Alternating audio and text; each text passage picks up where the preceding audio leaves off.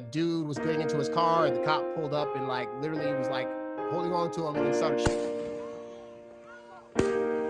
Usually I try to do a little fluff. I try to do a little, thank y'all for coming, this, that, and the third, blah, blah, blah. I'm on a whole different tip tonight. I want to thank you for another week with What's Up, Brody? How you doing? What do you call a curfew when you locking people down for 24 hours? They encourage businesses not to open.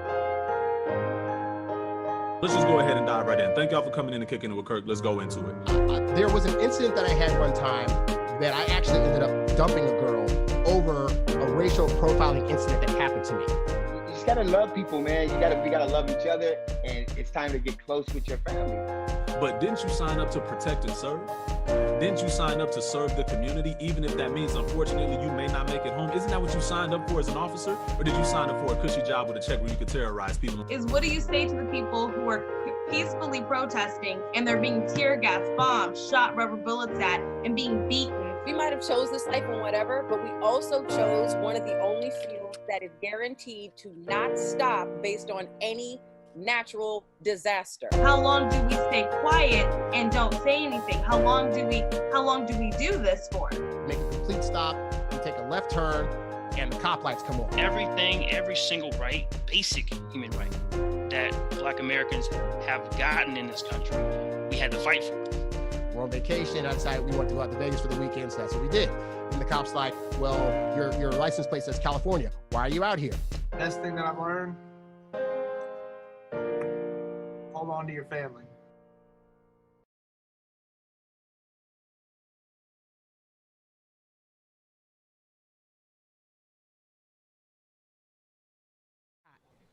Peace and welcome everyone to What's Up, Brody? How you doing? I am Noelle Jordan, creator and executive producer for What's Up, Brody. In my career, I am a live event and touring lighting designer and stage manager. What's Up, Brody was created as a safe space for the 12 million strong live entertainment and theatrical professionals. This is a place for us to come and talk it out. Talk about how this global pandemic has impacted not only our careers and our lives, but essentially our mental well-being. Whether we're missing the life, missing the road, the stage, or looking for new careers, this is the space where we will talk about it. Today, we are joined by another amazing panel and mental health advocate. Again, I would like to encourage everyone to engage in the live chat here on Protest Party TV. In today's episode, we're talking about American music festivals. Woo. Our moderator for today is April Sampay. Miss April, how are you? How are you? I'm good. I want to thank you so much for, putting this awesome platform together for us. Like, if it wasn't for you, where would we be? Because this gives us a great opportunity to really talk about the things that we need to do, that we need to discuss, right? Also, nice shirt. Thank you very much. We're rocking that shirt today. Thank you very much. And I want to thank your awesome team. Thank you to Protest Party TV for your hard work and this amazing platform. We're very happy to be a part of it.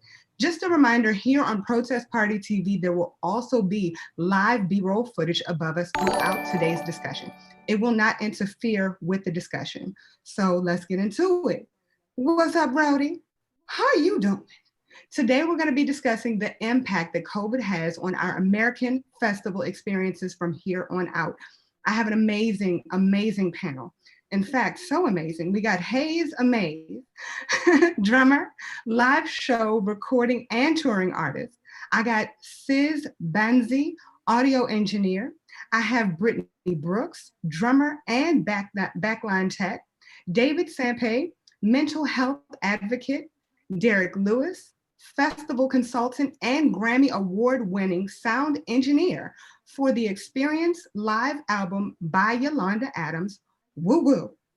And we also have Christopher Play Martin, a man who needs no introduction, an actor, podcaster, and rapper, noted for being half of hip hop duo Kid and Play, and might I add, Ola Ola A. So thank you all for being a part of this amazing panel. Are you all ready to get started? Yes, ma'am. Yeah? All right. All right. So my first question, I want to know, how has the pandemic affected you all in not being able to work, play, perform, and go to festivals? So who wants to start? I try and Well, exercise I'll chivalry take the whenever I obvious. can. So ladies first. All right. Who wants to go first? I'll state the obvious, and financially, I'll say it's been the most impactful. Has been set out actually on the tour, and it was canceled about 3 days prior to the first date. So, thank you, Coach. Wow, that's frustrating. And I think that we all have been there. All of us have been there where we're losing so much money. Who else wants to talk about what they've been experiencing? Like I said, ladies first. Oh, Noel, you're not talking? April, you don't want to answer your own question? Okay. All right, well, I'll definitely say, it's took an impact. Definitely it's had an impact on me. Just seeing pretty much all the dates on your schedule for that year, just being like, and just washed away.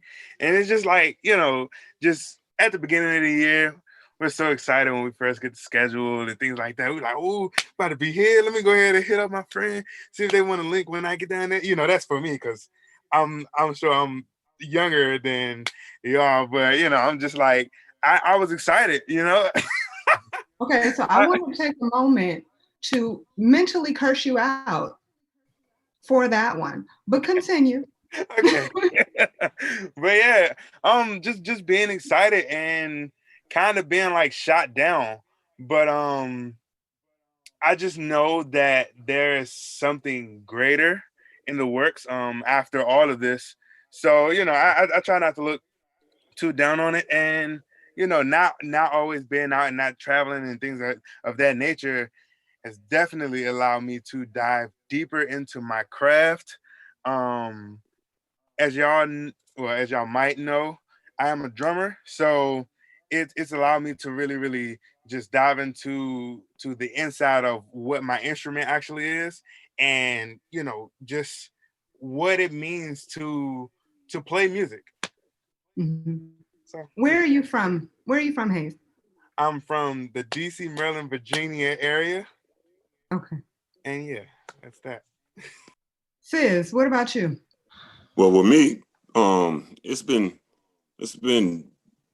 for the work end of it, I've been able to maintain, because I was able to shift over to the virtual side, and we've been blessed with all these houses of worship in Chicago. I'm out of Chicago, based out of Chicago. It was a heavy church town, and production has changed to a whole nother level as far as sound engineering and video production when it comes to the virtual. So it's a whole nother game. So I've been blessed to be able to still work and maintain a financial stability. But as far as like the mental thing, it's been kind of rough. Just changing. Well, we're a creature of habit. So changing my habit, like I'm used to traveling, jumping on a plane every other weekend. Just the rituals of doing that. I miss that, like going and park my car in the garage and chilling before I'm about to jump on this plane, and just the whole little things. I'm missing that part of it. But as far as working and everything, I've been blessed to maintain. I can definitely understand that. And so right now, what I'm hearing is financially, we're missing out. From a level of excitement, being able to see our friends, and from a mental standpoint. Let's go down to play. How are you getting through all of this? Well, for me, it was a welcome change. I'm pretty much a recluse. If I ain't got to be at the party, I'm not at the party. So, the novelty of it at first was paradise for me. because it also gave me the opportunity to be able to um, immerse myself into things that I am really passionate about. I'm a tech geek. Anything to do with cameras and anything technology digitally when it comes to cinematography, you know, I'm there. I found prior to the pandemic taking place, every time I was about to get in my groove, the groove I wanted to be into, it was time for me to get on someone's plane and to be in somebody else's hotel room. And I didn't realize till I got into the pandemic that I was burnt out. And it was interesting because right before the pandemic took place, it was time for another tour to go on. And everyone loves making money and, you know, earning a living. But at the same time, I was tired. And then there's things I've been working on that I really wanted to. So a lot of stuff that I had secured and purchased and gathered up and saved, finally I could put it to use. As you could see, I guess everything that's behind me is just stuff, except for Buddy. Hey, Buddy. Buddy's knocked out. I just got him from the kennel. That's my dog down there, literally. Oh, wow.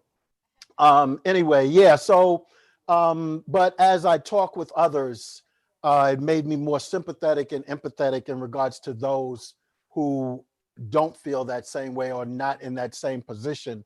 So when Noel approached me about this matter, big shout out to Salim, by the way, is that, you know, I thought this was like, wow. You know, I had already been thinking about it somewhat before, speaking with personal friends, others. I know 6 people who died from the coronavirus as well.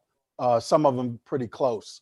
But to hear about the effect that it has on others outside of your circle, it's really something. So I'm glad, and I appreciate the invitation to be a part of this, to lend whatever I can to help bring some kind of positive inspiration, encouragement, and edification in someone's life and world, to be able to realize what one of the gentlemen just said. Forgive me for not knowing the specific name, but definitely something good is going to come out of this if you're in the right headspace and the right place for it, spiritually.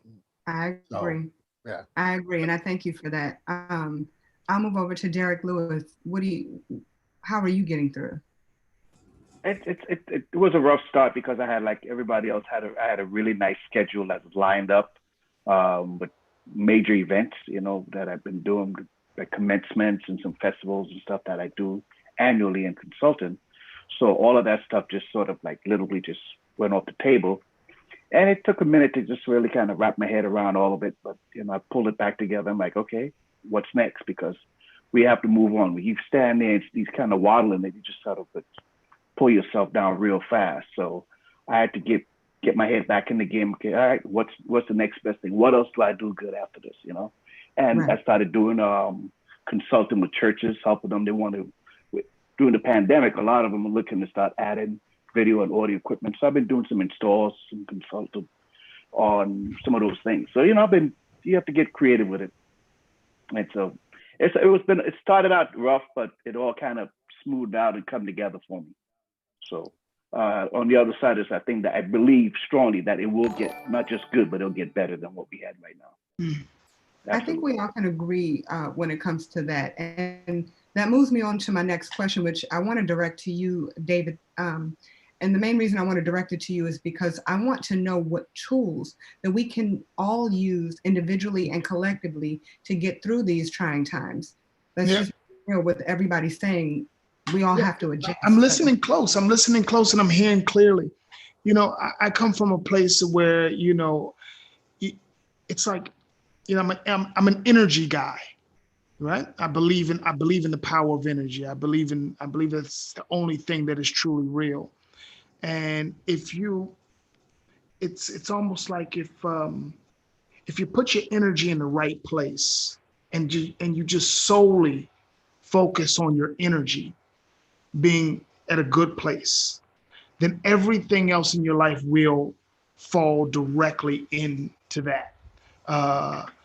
It's almost like you have to put it first. I was just talking, I think I was saying this to Noel just the other day. we deal with, we really don't, how can I say this? When you project into the future, that is what they call anxiety. When your mind is always thinking about what's coming next, and that anxiety is just driving you. And when you project into the past, that is what they call depression. Your mind is always constantly delving and diving on what went wrong and trying to correct something that you can't. But when you focus on your breath, there's a certain thing that happens is you find yourself in the absolute now moment. And I'd like to ask everybody, how many times in a day do you really concentrate and focus on the fact that you are breathing? I mean, rarely people do that. Rarely do we even think about it because it's just such an auto response. We don't think about these things. But if you focus your mind there and just put it there for that split second, no longer are you trapped with the anxiety of the future, and no longer are you concerned about things in the past. You're in the now moment and you have that absolute clarity. And so that is, I can't tell you how many times a day that I focus on the fact of the breath, the duality of that. And when you focus on that absolute duality, on that give and take, you're in that moment. So for me, that's what I do. That's one of the things that I try to teach in any of the courses that I'm giving and talk to my clients about, is just acknowledging that moment for the clarity that you need to move forward. So I don't know if I answered your question, but no, you actually did, and I'm going to add to that. I've been reading a book that is called How to Think. No, it's called Think Like a Monk. And one of the things that he says in the book is that you have to learn how to breathe first. He said the first thing that he learned when going to monk school was how to breathe. Now you think, okay, I've been breathing since I got here. But he said, no, you actually have to learn how to breathe, because when you're stressed out and you're anxious, if you focus on your breathing, you can eliminate a lot of that. Yeah. So thank you for that that feedback, and I think that all of us can utilize that. I want to direct this question to Christopher Play Martin and Derek Lewis. What do you all feel makes a successful American festival? So who wants to get started? I'll take it. Okay. Derek? Well, for one, and I've been doing festivals for 25, 30 years and building them from scratch. So the one thing that I know it's all about is all about the experience. It starts with the experience from the time what makes them want to come to it. So you have a lineup. Once they get to the venue, your layout, the experiences of coming in, everything from how long you got to wait in a line, how's your security, how's your parking. There's a lot of different elements that go into what make a successful festival. So some festivals or some venues are self-contained, where everything is laid out for you and you just got to manage it. Some venues you got to build from scratch, and when you do that, you get to be a little more creative in how you create that experience. So the first thing I would say, it starts with the experience, and then from there, your entertainment, your sound, your lights, the wow factors. There's all of those things that go into. So a lot involved, but it starts with experience. You pretty much create the experience first and work backwards. Am I understanding that correctly? Correct. Yeah. Awesome. I've been accused, and probably rightfully so, of being an overthinker. And when you ask that question, the first thing that hit my head is, a lot of times, what I'll use in a business strategy is that we can all, how many of us? It's 7. What are we at? 8. We could all have this master plan and call it blue, but it's all based on the color blue. And we all are excited because we said blue. Everybody knows blue. So we all have different things to do. We have to leave each other to go out on assignment to make Operation Blue a success. We all go our individual ways. We come back together. Operation Blue has been launched. and we failed miserably. And we don't know why, because we all know Blue, but finally we did something we didn't get a chance to do or take the opportunity to do because we assumed everybody knew Blue. When we all spoke, finally, come to find out, April, you were thinking light blue. Noel, you was thinking sky blue. Someone else was thinking navy blue. And that one little thing alone could be a thing that throws things off. So I say all that to say that when you ask a question about American, the first thing that hit my mind is, what's our definition of American? You know, because if we're not on the same page with what that means, not only to ourselves as a group to put this American festival together, we can do some kind of advertisement and do all kinds of stuff that won't hit the same note for others that would be interested in, oh, they're speaking my language. That's what American means to me. They wouldn't think this out loud, but it's a subliminal thing. So again, going back full circle to saying I can be an overthinker, you know, my thought would be, what's our definition of American, especially now? And to give a festival, and when I hear festival to me means celebration. What are we celebrating? Because it doesn't seem like there's much to celebrate right now. So I don't know if I ever overthought it. That wasn't the question, but that's what came to mind, and I'm spiritually led. No. So there was a bit of overthinking there, yes.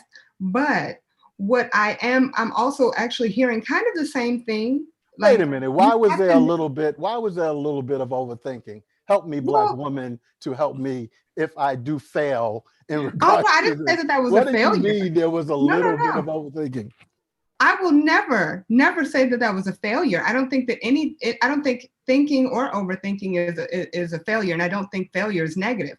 I do think that when it comes to overthinking, it's like we can put so much into something, right?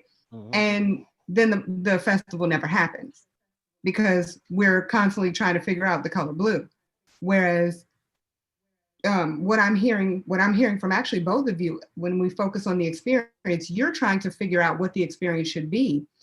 And Derek is saying, okay, well, I know what this particular experience is, so this is what I want to create. So I'm hearing kind of the same thing when it comes to the experience. It's just for you, the experience is now we have to figure out what the color blue is, where to start off, blue is the experience. Am I making sense? No, you are. I was just stating that's something when people in the planning stage, that it would be well to take time to get into some dialogue about what this thing is really all about. And like I said, for me, my idea of American or America can be very different from someone else's. And even to the point of what artists we want to have performing for it. I could turn around and say, I want a Public Enemy or somebody angry. And someone else could say, no, I want somebody that expresses joy and talks about the great things of America. Mm-hmm. And now the diversity could be great or whatever. So that's just me. You know what I'm saying? That's why I live alone. So if I may. So Chris, I understand what you're thinking, but please keep in mind that when I say about the experience, one of the things that I do with my clients or whoever it is, we go through all of that process. What kind of music, what format we have. So when I do that, I'm not just off the top of my head, and I'm not saying that you say that, but we definitely sit down and brainstorm on what type of, is it going to be a jazz? Is it going to be R&B? Is it going to be rap? And I've done all different formats, do EDM. If that's the format they want, then I'll create that environment for them. So it's just, when I said the experience, it has to do with as well, very much the format, the style of music, and what people are going to experience or what they're looking for coming to that format or that style of festival. No, I believe you. There was no indictment or anything on what you said. Oh, no. I was just saying, coming from when she first said it, that was the first thing that came to my mind. I think if we were to do that, we'd be a great team. You know what I'm saying? So I'm just saying that's just my take on when she brought that about, with America being in such question right now. That's all. It's all good. Okay. Gotcha. So I would like to just make a point that we, in 2021, that we're going to have a festival that Derek Lewis and Christopher Play Martin are going to be putting together. So I want to thank you all for that in advance. I want to direct this question to Sis, Derek, and Brittany. It's a two-part question. Number one, have you ever worked with or under a festival stage manager who didn't know what they were doing? And how do you think the position will be affected post-COVID? Personally, I can't say that I've realized, and maybe I have, and I was just too green to realize that they didn't know what they were doing. But no, I feel like I've been blessed to work with some pretty decent people that's been able to like kind of school me along in the, because I was kind of thrown into the world of production, like being behind the scenes. I was a touring drummer before and was thrown a job. Shout out to Maceo Price. Threw me in as a backline tech. Like I'm a drummer, but he threw me in as a backline tech doing drums, keys, and DJ, setting up all of their stuff. So, and it was for a major tour and I had no experience doing it. So thankfully, I was working with people who was able to show me, this is what you do, this is what you don't do. I know you're used to being on the other side of this. So no, I haven't worked with anybody that didn't know what they were doing that I knew of. How do you let me think about the take them here. Sorry, say that one more time. Oh, I was asking, how do you think that it's going to change post-COVID? As far as the stage managers and festival managers, I think the safety part will take a huge shift. I think there's going to be, because festivals are known for just everybody just kind of meshing and being all together. I think that's really what's going to be the main difference, is figuring out how to keep people socially distant and still have somewhat of that same experience. Understood. What do you think? What do you think, Says? I worked with throughout my years. I don't want to throw nobody under the bus, but I worked with several production managers, stage managers, so-called, that wasn't up to par.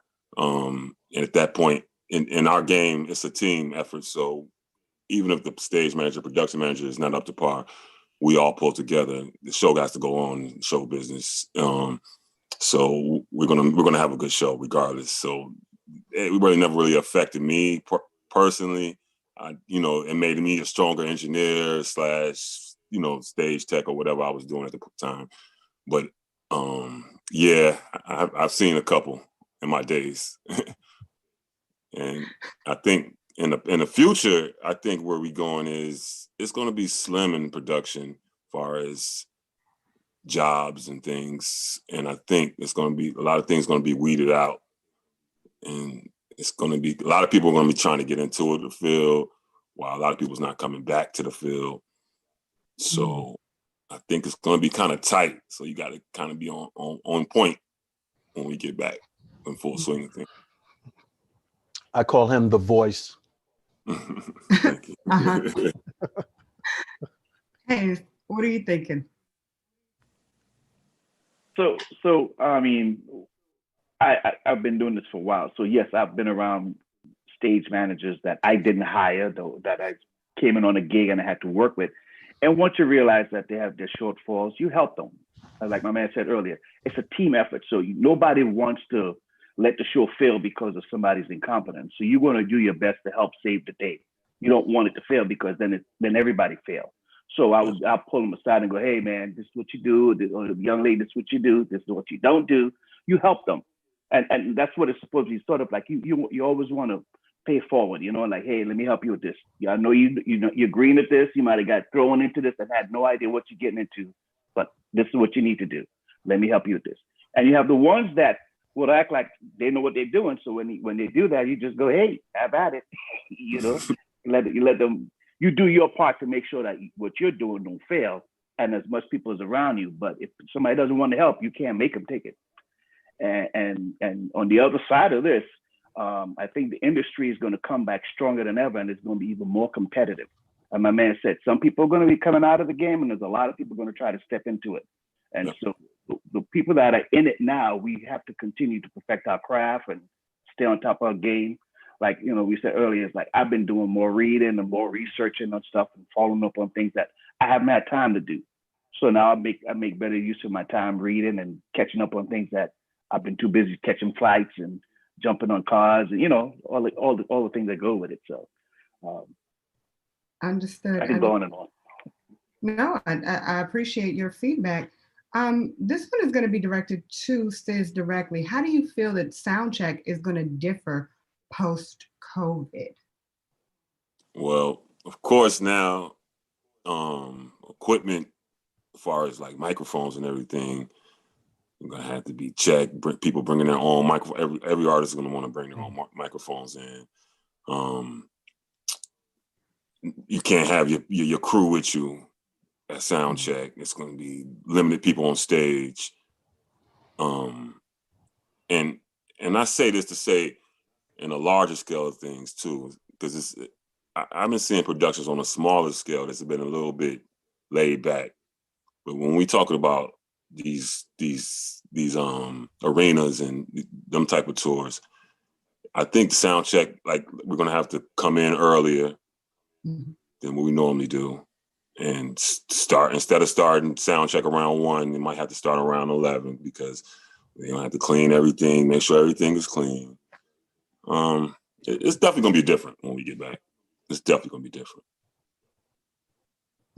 Yes, sadly, that is very true. I've been watching a lot of performances online, and it frustrates me a little bit to see how people are just passing the mic around so freely.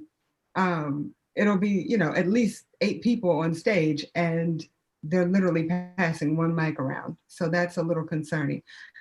Derek, what do you think will be the biggest challenge when it comes to gaining sponsors post-COVID? It's getting people to buy back into this, knowing one, as we start back in the industry, you're not going to be able to put the amount of people that you used to be putting in the venues.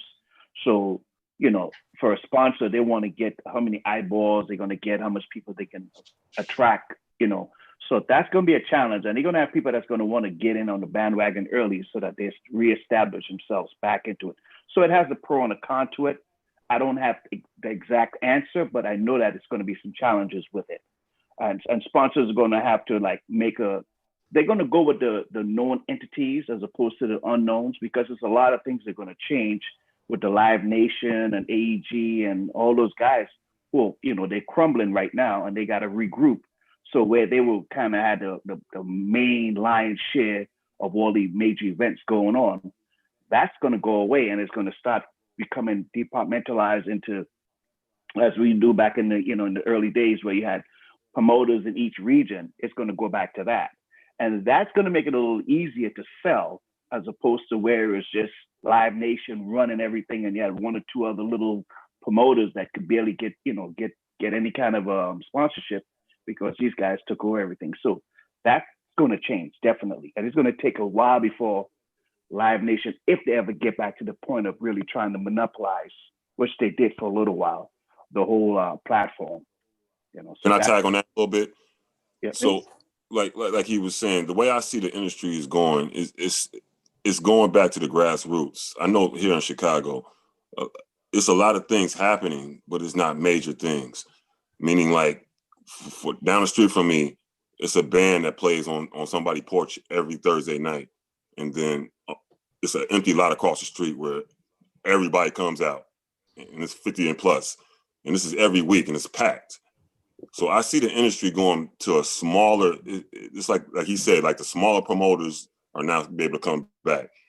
It's a smaller thing now because of this COVID-19. Nobody want to be packed, and nobody wants to be accused of overdoing it. So you see a lot of these small, even with the webcast thing, was really working now. It's not just doing the webcast, but doing a couple people in the room to get the live feel still.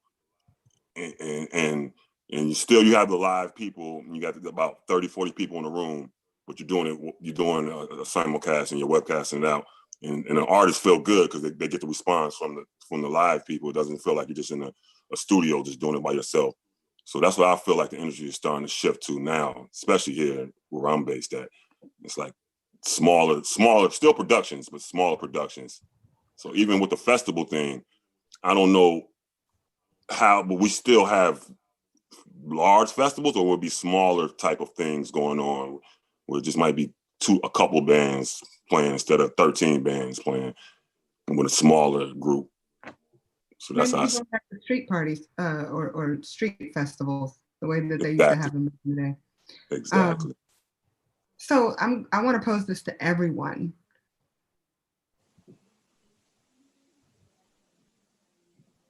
What part of the festival experience do you feel won't be the same? So we just talked about a lot of that, right? We talked about a lot of it just based on the fact that it might go from being on a larger scale to a smaller scale. We talked about it from a financial standpoint, but what do you all think is going to be the biggest challenge? So I'm gonna actually start with you, Brittany. Yeah, I think for me, as a player, speaking from being a drummer, I love playing festivals because it was just something about the synergy that the crowd creates. And I think that's going to be like it's not going to be there, at least not for a while, because the crowds can't really just be in it together like they used to be. So I think it's just the feeling, the vibe, like the sweat, like all of that stuff is just not going to be there. That's what I miss. That's what I will miss until it's like that again. I will miss the and same thing. crowd surf one day. That's on my bucket list. I want to crowd surf, and you can't do that if everybody's separate. Please allow me to be a part of that. When you're going to do it, just make sure you call me because I want to see that. Okay. Okay, I'm gonna do it. It's on my list. I will see it. Hey, what do you feel? Well, I know a lot of this is when you're asking like post-COVID. When I hear of post-COVID, I'm thinking like after, like for maybe I'm crazy, but I do think there's going to be a day where it's just like everything is done, like all the COVID stuff is going to be done, and I feel like it's going to go back to being better than what it was, because I know if anybody feels like me, I'm ready to get out there to the festivals. I'm ready to hear other performers, and I know a lot of music lovers, and they're ready to get back out. So I definitely think the one, I don't think I'm gonna feel any different. I know right now they're doing a lot of well, not a lot of, but I've been seeing recently like driving concerts. So Derek and Chris and anybody else who does festivals, I'm going to ask a question within the question that I'm answering. Is that okay? Is it okay if I ask a question? Okay. How do you feel about like the drive-in concerts? Like, do you feel like you can do a drive-in festival, if that makes sense? Is it possible? Well, they're doing it now, and it's something that they're doing just as a temporary out, for lack of a better word. But it's not, it can't last like that, because again, you could only put so many cars in a venue, and and so if you're only charging by the car, you can come in one car and have 10 people in that car, but you're not making the money for the 10 people that's coming in there. You're not making money with your vendors. You can't have all the vendors you normally will have. You still have to do a social distancing. Where we're gonna fall short is we're not gonna have the big PA system. So you'll have some screens, but you're not gonna have PA, because all we do now is we just transmit. We do a mix and send it to a transmitter, and everybody just turn it on in their car. So you don't have you don't have a big sound system anymore. You don't have all those other things that go with it. So there are pros and cons to it. So the sound engineers, there's only a couple of guys that can work.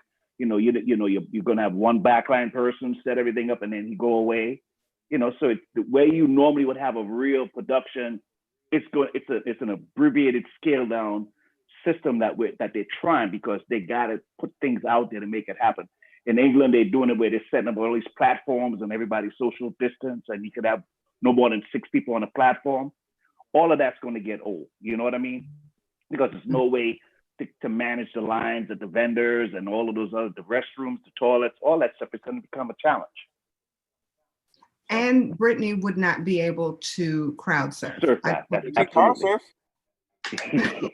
She can car surf. That would be pretty cool, right? If you just run over people's cars. I mean, no, but yeah. So yeah, and I'm not too sure of what I would be feeling different. Because my vision, when I look into the future, is just that it's going to turn out to be better than how it was. I feel like the adrenaline is still going to be there. I was talking to Noelle the other day, and I was just telling her one of the things that I miss most about being on the road is sound check. Like, believe it or not, I love sound check. Like, it's something about sound check that I just I just love. I love just okay, kick, doom, doom, doom, and then hearing it come through the house, like feeling it on stage, like it's a different feeling. So I can't wait to get back to it. But yeah, that's I don't like long sound checks. yeah. Okay, so we all agree when it comes to the sound checks, don't make them long, but make sure that sound checks are mandatory. So that part will not change post-COVID. Sis, what do you feel? What do you fear will not stay the same? I fear to not stay the same as the crowd. I like the crowd. Like, I don't want the venues to start trying to half pack. I like jam pack crowds. I like everybody's up on each other. It's the energy. It's something about it when everybody's up on each other. And we got a sold out house or sold out arena or whatever it is, and everybody's feeling it. Everything's on point. The music's on point. The artist is on point. The lights is on point. That's the best feeling in the world to me. Like, I don't want that to change. That's what I'm scared of. Yes, we are all in agreement on that one. Derek Lewis. Yes, ma'am. What do you fear? What do you fear will not be the same? First of all, I don't have any fears. Yeah, I don't have any fears about this. I believe that it will come back stronger than ever. Honestly, it's going to take time. It's not going to happen in the next 6 months. Let's keep it real.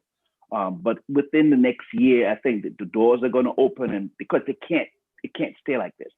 There's no way, because it's going to crash and burn. I mean, we have sound companies that are folding every day now.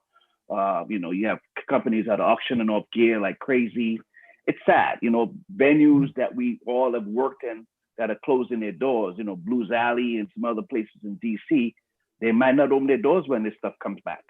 So there's a lot of venues that they weren't able to sustain the fact that they can't do their weekly shows or nightly shows and run a restaurant and all those things. And so it's no way that the industry can sustain itself like this.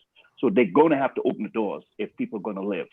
Because it's not, you have to remember, is when we talk production, it's not just the guys mixing, it's not just lights and sound, it's the ushers, the ticket taker, the parking lot. I mean, there's a lot of people that touch the show every time it happened on major festivals. There's a lot of people involved, for the police, security, it just goes on and on and on. And so all those people, all those companies and those type of people are being affected by it, not just from the tech side. So we kind of forget about those guys as the ushers, the ticket taker people, the people that clean the venues, maintenance, all that stuff is shut down. So it's got to come back around, and it's going to come back around bigger than ever. I believe that. It's not going to happen in 6 months, people, but it will be back, and it's going to come back stronger. I said it. He said it, and so it is. Now, I want to pose a question to everyone. This particular question is very near and dear to the executive producer's heart. So I want to make sure I hear from everybody on this one, okay? For the next generation of festival goers, do you think they will ever understand the true essence of an American music festival like Broccoli City, Coachella, South by Southwest? Why or why not? Yes, I think, and I'm just an optimist. I think, much like Derek and Hayes said, I think we're going to come back stronger. If not, how we were. So I do think that there will be a time that the what is it, Gen Z? I guess that's the the 20-year-olds right now, they're gonna get to experience the Coachella and the sales and like all of the big festivals. I think it will. That's just the positivity in me, I guess. I think it will be. Can I jump in? And once again, positivity. But there has to be a reality about what truly is going on. Hope is a beautiful thing. But what do you do past that? Like, what kind of action do you take past hope? To give you an example, Brittany, I'm old enough to remember when an album came out, how we would all rush to Tower Records and put the big cans on our ears and just have that experience to experience an album. You wouldn't skip through an album. Back in the good old days, you didn't skip through an album. An album was a classic. You listened from track to track, and people would wait in line behind you with these big cans on your ears. And that time is forever gone. That time is never going to come back again. As things change, things evolve. And I'd like for everyone to kind of really, when you think and answer these questions, this is a time of evolution. Things are changing, and I personally don't feel like they're going to come back. It's never going to come back again the same. But that doesn't have to be negative. Everybody on this panel seems like they have this innate ability to be able to change and pivot. So for everyone who's sitting here nodding their heads, change can be a negative for some. But for everyone sitting on this panel, I think it's going to be the power for the better. But I really want people to really realistically look at this. And hope, like I said, hope is a beautiful thing. But, especially in the African-American community, we love to get punch drunk off of hope. But let's dig a little deeper. What happens if things never return to be the same? And I'm so glad, David, you brought that, because I didn't want to come across as being the bearer of bad news. And that's not bad news. It's like in this time we have the time to reflect, and we have the time to take notes, and we have time. Like, a lot of people know me for whatever they know me for, hip hop. But before hip hop, I was a lead and rhythm guitarist. I used to play in a band for a very long time, and I anguished. I was tormented at nights and through the days, like, when am I going to make it? I was part of a very young group where we wanted to be that Jackson 5, but in regards to musicians, because we were so young. We were so good at what we did, pretty much being a cover band, mostly for Earth, Wind, and Fire, which is greatest group of all times. But anyway, where we were so good that bars had us and clubs had us in clubs where we were underage and wasn't even supposed to be there, but that's how good we were. They just made sure we didn't drink anything. But I can understand and I can relate. I'm appreciating Brittany with the drums in the back. I hope we get a solo before we get off. But the thing is that I didn't make it as that. And then something happened, this thing in 1973 in the Bronx of New York, which would eventually be called hip hop. And I was a part of that evolution, that change, where I wanted so badly to be that successful musician. Fast forward to today, what I see now is I see an opportunity for inventors.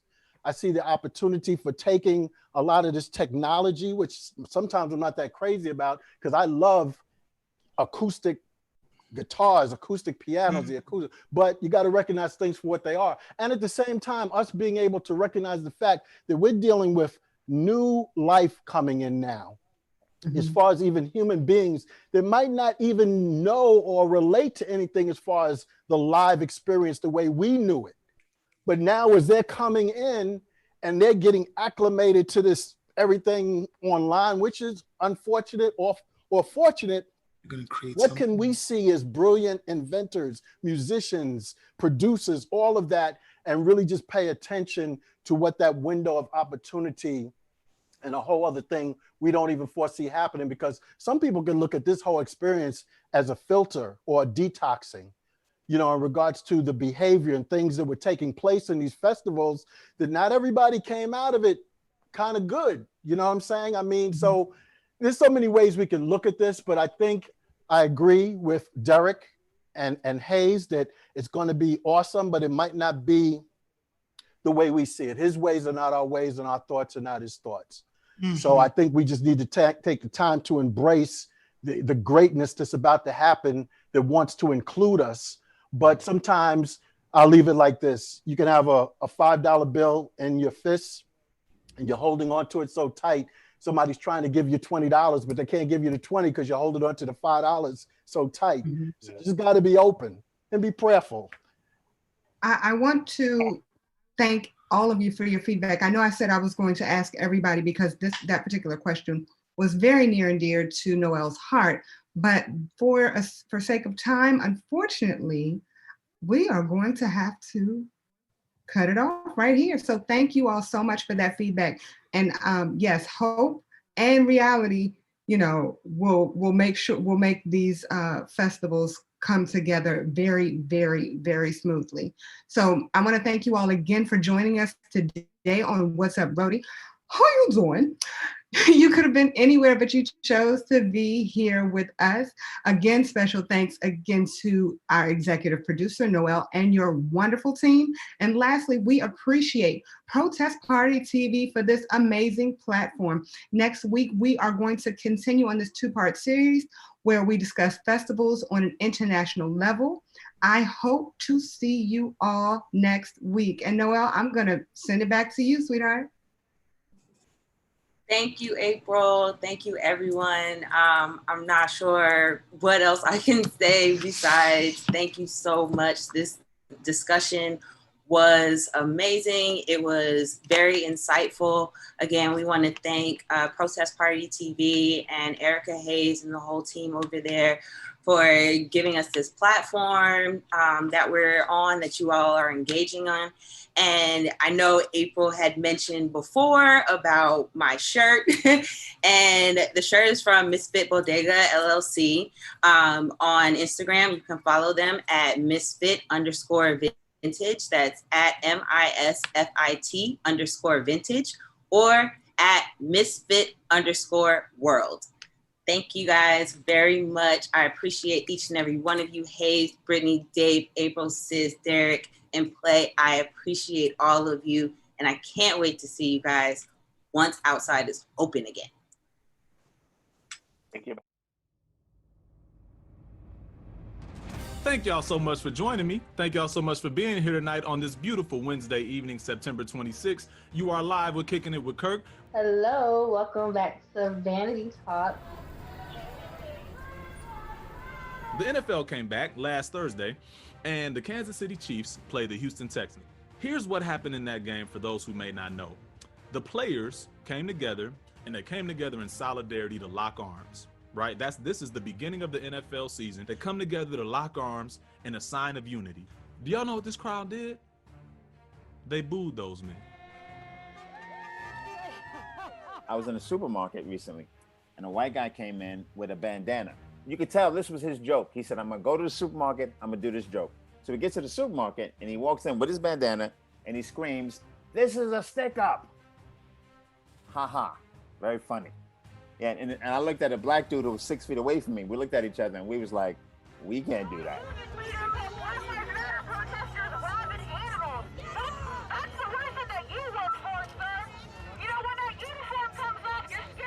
Don't focus on those who either don't have anything to say or have something negative to say, but focus on those who do.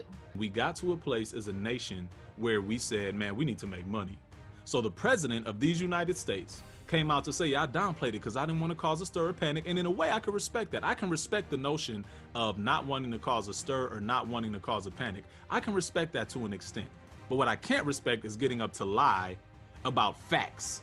I love y'all. Thank you guys so much. You've been here with Kicking It with Kirk, man. I will see you guys next Wednesday. And we're out, guys. Thank you so much. You guys all did amazing. Thank you. Thank you.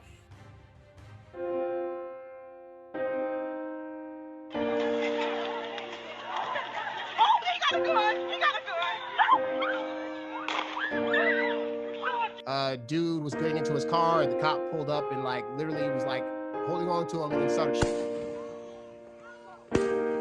Usually I try to do a little fluff. I try to do a little, thank y'all for coming, this, that, and the third, blah, blah, blah. I'm on a whole different tip tonight. I want to thank you for another week with What's Up, Brody? How you doing?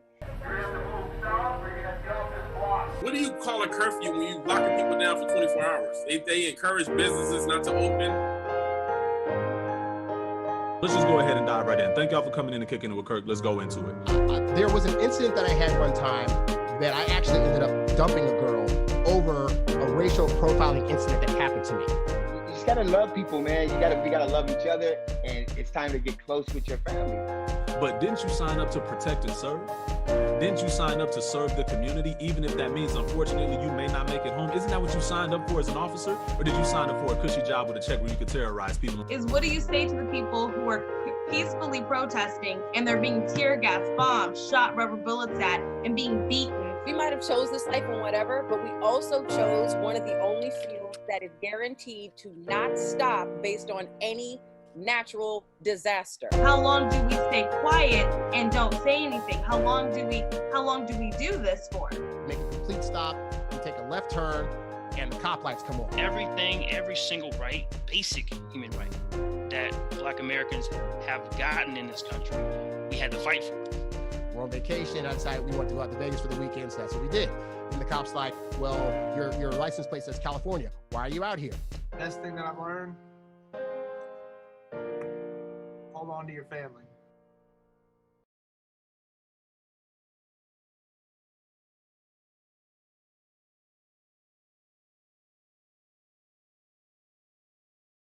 Mohammed, the Prophet Mohammed. So that was our salute and our warm up for the debate tonight.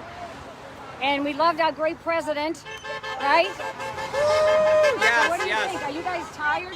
No, we're look ready. at this. He's I'm not fired tired. up. We're He's fired up. So we're gonna watch the debate. How exciting is that gonna be? You know what I love? It's gonna be awesome. When we're ending our lives, the sun is setting. Yeah, it's so beautiful. It is. So What a we're going to beautiful see night. everybody, let's see, tomorrow. We have a lot of standouts tomorrow. Yeah. And we're going to be in West Roxbury from 3 to 5. There's a group in Townsend. There's a group in Leominster. I think there's a group in Wakefield, and I don't think I remember them all. But we're going to watch the debate tonight, and then tomorrow, Diana Live, I'm going to reveal some things that somebody sent me. Shocking. Not really shocking, but you'll be surprised. Not really shocking in this state.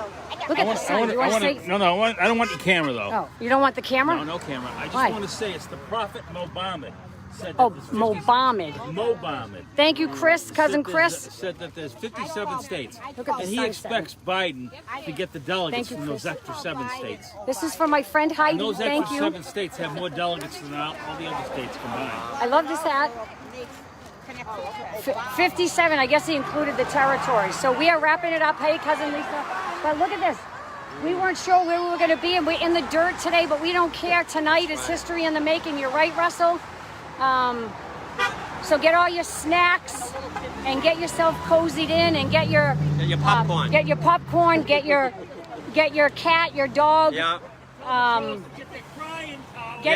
Make all the the liberals trolls. cry. We want to see that same picture again. Yeah. Of the lady that just was going crazy. Thank you, Tracy. Cousin Lisa says. That's great. Cousin Lisa says Barry Soetoro is his name. She's right. And good night, everybody. And we'll be watching. If I go live, then you'll see me. If I don't, then I won't. We're just trying to do the connection. I don't know if it's going to work or not. Other than that, I'll see you tomorrow. We can't wait. Have a great night. Woo. Bye, everybody. Bye. Go Trump. And Dennis, if you're still out there, no, I'm not jealous that you're younger than I am. It's nice that you're younger than me. He'll get to enjoy it. I hope you enjoy it. Good evening, everyone. Welcome back. It is me, Ask Dr. Renee, and we are here. We're having a really great discussion today. I think every week is great, but this week is really, really great. And so first, I need to take care of housekeeping. Everyone, please make sure that if you're not watching at protestparty.tv, that you go to that website, get on their mailing list. You can watch us over there, or you can watch us on Twitch. Make sure you follow us. or you can watch us on Facebook. Make sure you like the page. And then, of course, make sure that you're following them on Instagram, as well as, don't forget, my favorite bird, Twitter. So this evening, we have a really, really amazing guest. We have Dr. Cindy Duke. She is a board-certified obstetrician gynecologist, as well as a fellowship-trained reproductive endocrinology and fertility doctor. So we'll explain what all that means. But this month is PCOS Awareness Month, which is polycystic ovarian syndrome. Yes, my brain farted for a minute there, guys. So, so that's what this month is. So we wanted to talk about that. But since she is a fertility doctor, we're going to talk about fertility because it's actually been a hot button topic the last few days in some groups that we're in. And so we said, hey, why not sit here and talk about that? Because a lot of people are facing those issues now as us lovely Generation Xers get older. So Dr. Cindy, welcome. Hi, Dr. Renee. Thank you for having me. Of course, of course. Thank you for taking the time to join me this evening.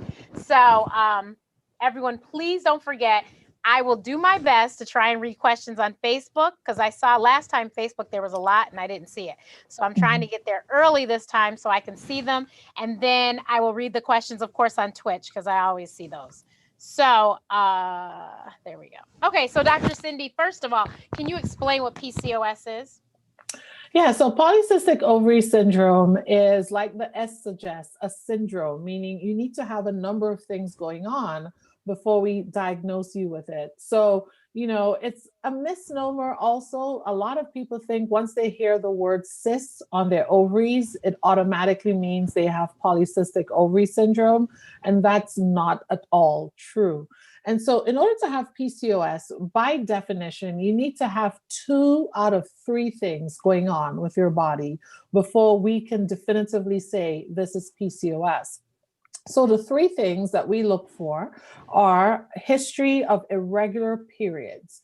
And so it doesn't even have to be right now. Maybe your periods have regulated, but if in the course of your menstrual history, from the time you started having periods to now, if there were ever a point in your life or different periods in your life where your periods were irregular, meaning there were months without coming, you had to have maybe birth control to regulate your periods, or your doctors needed to induce your period. So a lot of people are familiar with taking a medicine called Provera or medroxyprogesterone acetate to induce a period. And if you needed to have that done, then you are in fact someone who had a history of irregular periods at some point or right now.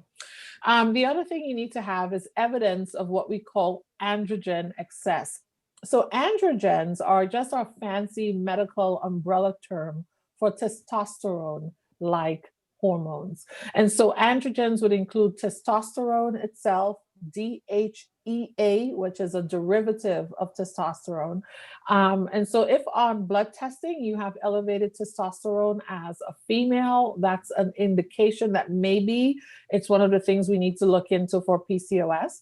Some people, they may not have a blood test, but they have clinical evidence of high testosterone or testosterone hormones circulating in their bloodstream. So for example, if you're a female with extra or what we call unwanted hair on the face, your chest, your back, or your lower abdomen in between your thighs, that's considered evidence, clinical evidence of high testosterone in a female. For others, it's acne. So if you have acne on the face, chest, back, lower abdomen, thigh area, if you're someone who's struggling with acne in those places, that's also clinical evidence of androgen excess.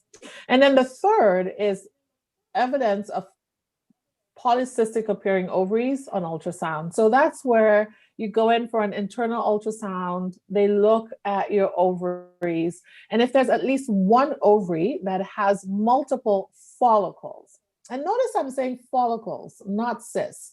And the truth is, although we call it PCOS, we're not looking for cysts. We're actually looking for small egg houses known as follicles. And the rule of thumb is if you have 12 or more follicles in one ovary, that's a polycystic appearing ovary. Or if your follicle measures greater than 10 cubic centimeters, that's also diagnostic for polycystic appearing ovary. Now, the interesting thing is there are people who would actually have ovaries that have a lot of eggs in them, a lot of follicles, but not be PCOS. And that tends to be our teenagers and those in their 20s. And so you can be a young woman with an ovary that looks like a polycystic appearing ovary, but not have PCOS. Because like I just said, you need 2 out of 3 things. So if you're someone, for example, with polycystic appearing ovary, meaning an ovary with more than 12 egg houses or follicles, but your periods have always been regular, you have no problems with acne, no problems with hair growth, you are not PCOS. You just have a polycystic appearing ovary. But you need 2 out of those 3 things. So that also means some people have PCOS, but not have polycystic appearing ovaries. And for a lot of patients, that really, they struggle with that because they're like, what do you mean I have PCOS? Nobody's ever told me I have a polycystic ovary. And that's because some people will have the irregular periods, they'll have the evidence of androgen excess, but not have ovaries that fit criteria for PCOS. So how does PCOS play into fertility? Yeah. You know, PCOS is one of the more common things that we deal with as fertility specialists. And that's because up to about 40% of women with PCOS struggle with ovulation, meaning egg release. And so if you're having issues with egg release, it means that you're going to have trouble with spontaneous conception, getting pregnant at home without assistance. And so that's many times how we end up seeing those patients. PCOS, a general gynecologist obstetrician, is also trained to treat PCOS. Some of them like doing it, others prefer to send them on to the subspecialty trained OBGYNs like myself. But that's one of the more common things that we see with a PCOS patient is they're anovulatory, meaning they don't release eggs on a regular basis. It doesn't mean you don't release an egg ever, but for many patients with PCOS, there is no clear rhyme and reason to their menstrual pattern and thus their ovulatory patterns. And it's important to point that out because I think a lot of people, unfortunately, have been misinformed when it comes to PCOS. There are some healthcare practitioners out there who, for some reason, very much misinformed and misguidedly have told women that if they have PCOS, they'll never get pregnant, they'll never have children. And I can't tell you how many times I meet women who are like, no, I was told I could never get pregnant, I have PCOS. And that is not true. PCOS does not mean you're sterile, meaning not able to ever have children. It means that you may fall into the category of needing help with releasing eggs, meaning help with ovulation. But being PCOS does not mean you can't have children. And I like to say that because so many people who have PCOS, when they ultimately get pregnant, they say, oh, this is a miracle baby. The doctors told me I could never have a kid. And while your kid is a miracle, absolutely, it's not because you couldn't have children. It's because finally you ovulated. So that takes us into fertility talk. So there was several people that were like, oh, we have to hear this. Okay. So first of all, can you talk about, because this is Protest Party TV and it's our people. This is our community. So can we talk about Black women and fertility? Mm-hmm. You know, I'm glad you brought that up in part because we need to have more conversations when it comes to women, fertility, pregnancy in the Black community. And when I say that, I mean the world over, not just in the United States. I think it's because for so long, fertility has meant negative things within the Black community, especially in the United States and the diaspora where slavery played a role. A Black woman's fertility came with so much baggage as it related to how her body was being used that, you know, we don't like talking about it. As a result of that, it meant that a lot of people are struggling in silence because we don't feel like we can safely have a conversation without people ascribing all sorts of stereotypes to us. You know, in the Black community for a long time, and I know Dr. Renee, you and I have talked about this before, many of us growing up, we were mostly told, don't get pregnant, don't have babies, avoid becoming the stereotypical Black woman that the media and other ill-informed sources portrayed for so long in the 70s, 80s, and 90s, that we grew up hearing the stereotype and hearing the need to break this stereotype of the Black woman who had more children than she could take care of, the Black woman, this, that. Well, unfortunately, the downside to that is we didn't have children. Nobody told us about the need for what we call a fertility window, which is that there's only a certain number of eggs we're born with, and those eggs decline over time. And after a certain age, it doesn't matter how well you've maintained your body, how well you've maintained your nutrition, your chances of pregnancy decline. And so it's important that we talk about it in the community now, and we talk about it so that people know, even if you are someone who's not yet ready to have a family, you should look into your fertility. You should be someone who is taking that as a priority and figuring out, what are my egg numbers right now? What's going on with my periods? What's going on with my fertility? And so I really want women to take ownership of their fertility, ownership of their pregnancy planning, ownership of these stereotypes, and just get rid of them. These stereotypes were always wrong. We knew that, but we need to be the most vocal at letting people know, even those outside of our communities, that we will no longer feel weighed down by the stereotype. We will no longer stay and suffer in silence because of a stereotype. And so it's important for us to know that. It's important for us, even the very good church-going folks in our community who very much stereotypes, wait for the right partner. Don't do this until you've met the right person. Well, absolutely, that's fine if that's a choice you've made, but you may still need to freeze your eggs until Mr. Right, Miss Right comes along. And so it's really important that this conversation is had and that people know we need to talk about it. So we suggest, and like she said, we've talked about this. It's almost a year to the day of our event.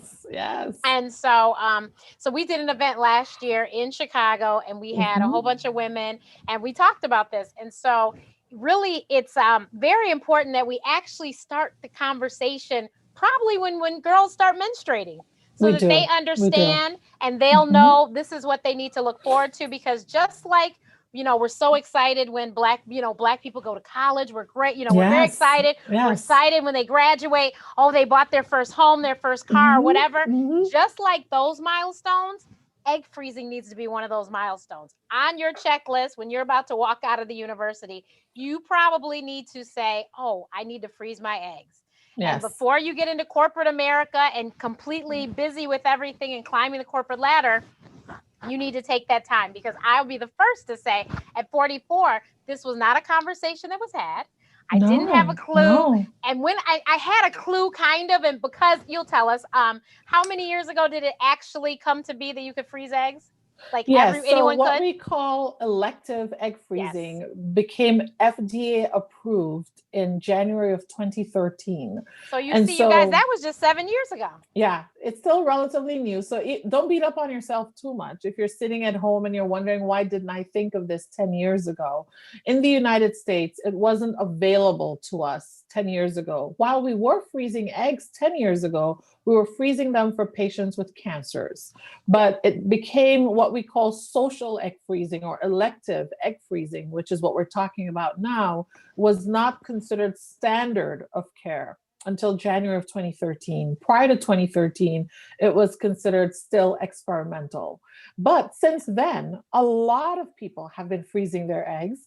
And of course, unfortunately, what we've noticed, though, is in terms of trends, women from the Black community are less likely to do it. And we think it's because there are so many taboos related to egg freezing. I think it's taboos, and then it's also the lack of a conversation. If you honestly, I've heard, just because I've been talking about it so much, now people are like, oh yeah, I froze my eggs. I'm like, you did? I had no idea. It was nothing they discussed. Well, it's not discussed, and some people don't discuss it out of fear of judgment, right? And not wanting to enter the conversation, because some people hear you say, I froze my eggs, and they're like, what, you don't want to have children? For others, hearing that somebody froze their eggs implies that they have money. Oh, you have money like that? You can freeze your eggs? You roll it in the dough. And of course, that's also not the case. Egg freezing is actually quite affordable for those who look into it. And many people nowadays have insurance that covers egg freezing. They're just not aware of the benefits that they have in terms of their insurance coverage. Yeah. So that's why I'm saying we need to start the conversation earlier so that people can prepare. Now, granted, like I said, it wasn't something that we discussed. And even when it was casually mentioned, I told Cindy, I was offended. I was like, are you trying to say I can't get a man? Like, why are you saying I should freeze eggs? It's true. Some people take it as a personal affront, like you're assaulting their life choices, you know? And so, yes, it's a tough conversation to think about, but it's so easy to have once you start talking about it. Yeah. And so I think that it's when we started 7 years ago, clearly things are not, like she said, it's not experimental anymore. No. So 7 years ago, it cost a whole lot different than what it costs today. Absolutely. And then now we have all these different states that require their insurances to cover it. So that helps tremendously to bring down your bill. I mean, I know what some people have paid compared to how much it costs in states that do cover it. It's like a 50% jump. I mean, it's a a big jump. Nice, huge discount. So then on top of that, there are some amazing companies out there that we all know about because they're the companies that are winning everything anyway. They will actually pay for it. So Starbucks is being one of them, and you do not have to work full time for Starbucks for them to cover it. You only have to work part time, you guys, as a barista. 20 hours a week. Get your fertility covered. And Amazon, and so Tesla, Facebook, Google. So that all these great companies that we all hear about all the time, they actually are covering this, and you not necessarily have to be a full-time employee. And actually, now that Amazon has all these at-home, stay-at-home jobs, maybe you pick that up. The truth is, a lot of people have access to coverage and don't know. And I say access because unless you speak to the people in your HR they're not going to tell you. They're not going to tell you that they do have a plan option that includes fertility. And so, Uber drivers, Uber is part of a national fertility company that provides services to patients. So if you're an Uber driver, you can speak to HR for Uber and say, I'd like to be on the plan that covers fertility benefits. And you get up to 6 cycles covered, right? Uber, Lyft, Dollar Tree, people who work for Dollar Tree are part of that network, people who work for Bank of America. But again, unless you are savvy enough to go have that chat with your HR and say, this is the plan I want, you may not be aware. So you'd be thinking, oh, none of us can do this. You may see some of your coworkers doing fertility treatments and you're probably assuming, they must have some money put away on the side while they're doing that. But it might just well be that they elected the package for their insurance at the same company that included fertility benefits. And like she said, you have to ask. If you don't ask, they're not going to just tell you. You have to ask. And honestly, I was just going through that big book of benefits and saw it in there, was like, oh my God, it's right here. Yes. So, and Dr. Renee, tell the truth, right? Even though you're in healthcare, how many of us really ever look through our benefits, that book of benefits? I think that might have been the first time, and I looked through that. I think it was last year was the first time. It's important because, open enrollment is coming up in November. Yes. And very few people, when they're looking at open enrollment, even younger people like us, yes, I still think I'm younger. We are. They're looking at things like, what's it going to cost me to go to the emergency room? What is it going to cost me if I go into labor? What is it going to cost me if I got sick outside of my home state?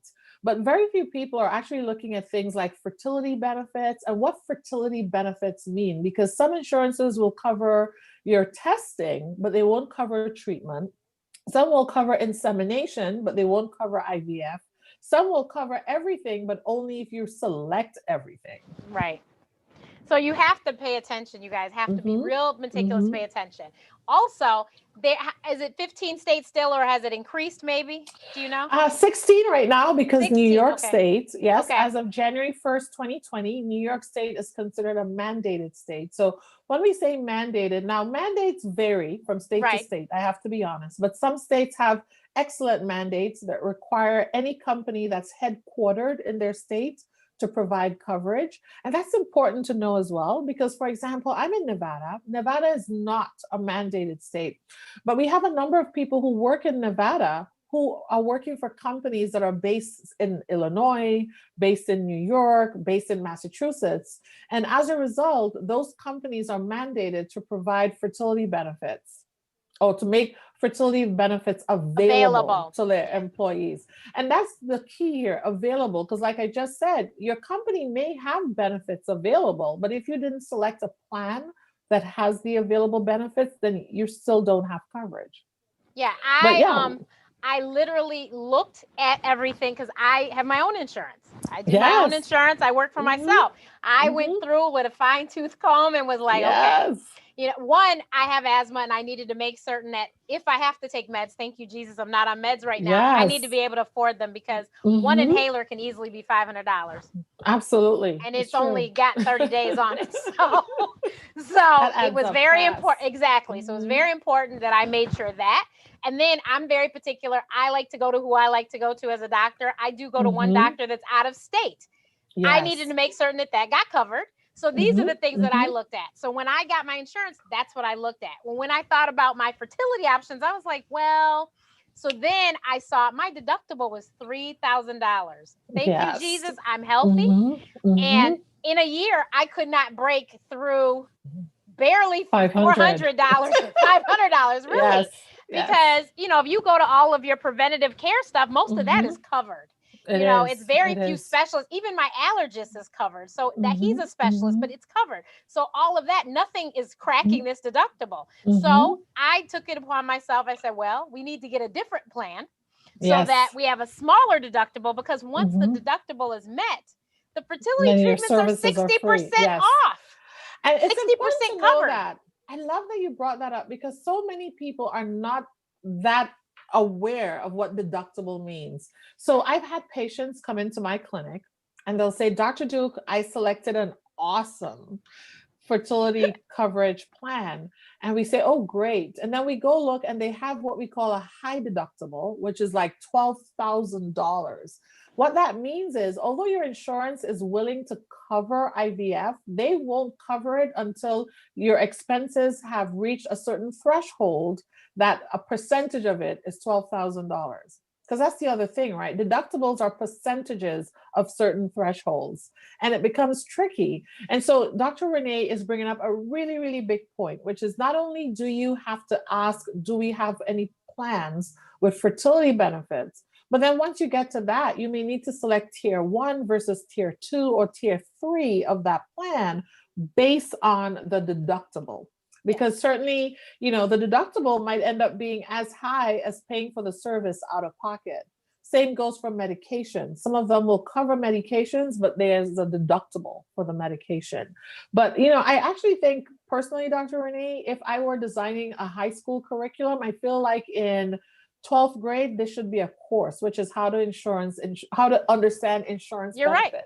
Because I think that even when I was younger, even because I paid for car insurance ever since I was 16, I paid for the car, and I didn't still even then quite get the concept. Tells us.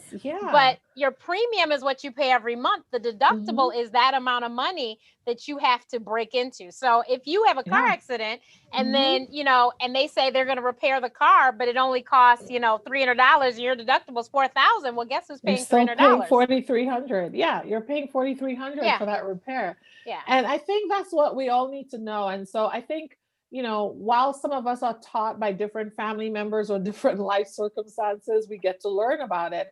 I'll be honest, it's not something we're taught every day. We went to medical school and we weren't taught. We were not taught, right? School. And it's just, you have to really have good doctors. Because let me tell you, I'm very particular about all my physicians, and every one of them has been like, okay, so Renee, you need to take this coupon card because your insurance isn't going to cover. And I don't know how they keep track of all this. But they're right. They're like, this is going to be free and this isn't going to, and I'm like, okay. So good doctors are going to help you to save your money. And so I, like I said, I had to do my insurance myself. There was a broker that I worked with at one point, but I just did it myself. I read the fine print. I called and asked questions and was like, okay, what are we doing? And is this going to cost this? And how much are you Yeah. saying this is going to cost? And I was like, and this is going to cover this. So they will cover, once my deductible of $750, which I'm actually halfway there, $750 Awesome. is met, then they'll cover 60%. Then huge. once I've paid my out-of-pocket total, which is $8,150, which didn't change even when I went from paying $200 less than what I paid before. Last year was $8,150. This year it's $8,150. When I pay that, then it's covered 100%. Yes. And so, and you guys, the medicine can be very costly with fertility treatments, as well as, you know, the treatments themselves. Now, what people don't realize is freezing your eggs, once you have them frozen, the storage fees are really not that bad. You guys, it's like a latte every week. It's That's 50, what I like to tell people. It's like, it's $50 a month. Yes. Like, you If spend you're that going to someone- dinner twice a month. Yeah. If you're somebody who's like, I got to get my morning latte, or, you know, I know a few guys, for example, who are like, I have got to get my Red Bull or my energy drink. You add that up, you're spending more than that per month on your drinks than you are on egg freezing or sperm freezing. Similarly, if you're someone who likes to take a couple nice vacations a year, you're exceeding the cost of your egg freeze, your medications, and definitely your storage in one of those many vacations. So, you know, I like to tell people, if you think you have some discretionary income, consider your future fertility as part of your discretionary expense, albeit it's not so discretionary. When you decide you need to use it, you'd be so happy that you invested in yourself that way. Yeah. And I mean, obviously, so we'll talk about ages, but the earlier you do this, the better. But there's a lot of people, you know, and we, like she said, we as doctors, there's a whole lot we didn't know. We didn't know about the insurance. And actually at the event we had, it was mostly doctors. It was like 60% female doctors. So we didn't know about the insurance. We didn't know our options. We figured, oh, well, I'm 40 and it's over. So it's so important to have the conversation solely because you need to know your options, if for no other reason. You need to understand the options. So what do you think is the absolute oldest age that somebody should consider freezing eggs? And I'll actually, and if you could explain eggs versus embryos, because you know, once I heard that statistic, I was like, oh, well, this is a no-brainer. So, you know, I think that's the big thing, right? A lot of the words are used interchangeably, but they actually mean different things. So when we talk about freezing eggs, we are literally talking about taking the gametes, meaning the cells from a woman's ovaries that have the potential to yield a baby, and freezing them. That's what an egg freeze is. Whereas an embryo freeze is we're taking those eggs from that woman's ovary and we're fertilizing them with sperm to create an embryo, and then we freeze the embryo. Now, when we freeze eggs versus embryos, two big steps are basically distinguishing one from the other, So if we freeze eggs, we still have to find sperm later on to fertilize those eggs. When we freeze an embryo, the sperm is committed. The embryo is created. The sperm is the sperm. As a matter of fact, if you're using sperm from someone that you're maybe in a casual relationship with, or in a relationship where you guys may not be together forever, the big thing to know is once you've created embryos, meaning once you've used that person's sperm to create an embryo, the embryo now belongs to the two of you, right? Whereas freezing eggs, they're still only belonging to the woman. And if God forbid she were to have something unfortunate happen, it will then go on as part of her inheritance, her estate, to whomever inherits her estate. Now, the big thing about egg freezing is, like I said, some people opt to freeze eggs because they're single. They're not in any relationship. They don't have a partner, and they're also not yet ready to use a sperm donor, for example, to create embryos. So the majority of people are freezing eggs. However, there are people who are creating embryos, and that tends to be either someone who's in a committed relationship and they've decided with that partner that they're ready to create embryos, or they may also decide to use a sperm donor to create embryos. So why would someone create embryos instead of eggs? Well, the big thing, especially if you're someone over 35, is when you freeze your eggs, right, you still may not know when and how you're going to create your embryos, and the sperm source you're not sure about.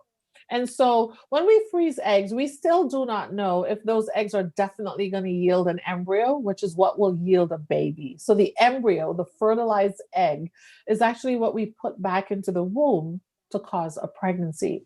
And so when we freeze an egg, we're freezing something that has the potential to create an embryo that can then go on to potentially cause a pregnancy and a live-born baby. But we're still very much early in the potential timeline, right? If we freeze eggs. Yet, if you're someone over 35, time is of the essence when it comes to your eggs. And actually, you kind of probably want to know the outcome. Is this a good egg, a viable egg? And that's the big question, right? And I get from everybody, 35 and older, especially when we freeze their eggs, is, doctor, what's the quality of the egg? And the truth is, we can't really comment on quality of the egg until we've created an embryo. And so that's when many people consider freezing an embryo, because let's say you're 41 and we take eggs out from you and we froze 20 eggs, and then you come back at 45, 46, 47, and we thaw those eggs to fertilize them. We may discover that although we had that many eggs, we didn't necessarily create an embryo for you. But at 47, it's going to be really hard to find new eggs in your ovaries if you're someone who feels strongly that your child needs to biologically come from your egg. But if we created embryos at 41, then we can tell you right away how many embryos you have. And if we weren't able to create embryos, you still have time to do another harvesting cycle to get more eggs before they're all gone. And so that's one of the reasons why many people create embryos, especially women 40 and older, instead of just freezing eggs, because they're not only getting the answer about egg, but they're getting quality answers right away. And for example, at age 41, for example, we say you need to freeze about 18 eggs to get one live-born baby, one successful pregnancy with a baby born. Whereas every three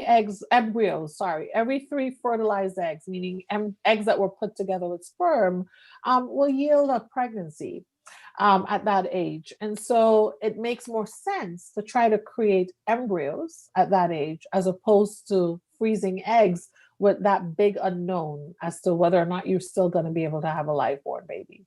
And also, look at you guys know I'm cheap, so the money in it. I mean, yes. How many times you have to keep going back to get 18 eggs when you could one time or maybe two times, and you can know that you got embryos, you have them, they're on ice, and you're good. So yes, you're way farther into the process in terms of answers for live-born baby if you're able to freeze embryos, particularly if you're over 35. Right, and the older you are, the older your eggs are too. Yes. So, just like moms that that naturally get pregnant at an older age, they have a whole lot more testing they have to go through for them and the baby. So you can do all of this prior to implantation. So you can do genetics testing, you could know the sex of the child, all of that stuff, so that you know that, because obviously if you don't know the basics of biology, there is a lot of these chromosomal abnormalities that cause, they might miscarry because they weren't right, whatever. That you don't want to have to put. You don't want an egg that gets fertilized later and then you put that in. You want to know ahead of time. So this is why embryos is just, if you're older, it's just a better route. Now, if you're 20 something, you're 30, under 35. Please, I call it an insurance policy. Freeze your eggs. Yes. You never have to use them if you don't want to. No, and I think it's important for people to know that, because a lot of people feel like, oh, once I've frozen my eggs, now I'm committed. I have to use them. But it's really an insurance policy such that if you were to discover later on that you needed eggs, you then have them from when you were younger. And the younger the eggs, the better they tend to perform, the less of the eggs you need to use to create embryos and a live-born baby. So for example, for a 25-year-old, we say on average 4 to 5 frozen eggs will probably yield a live-born baby.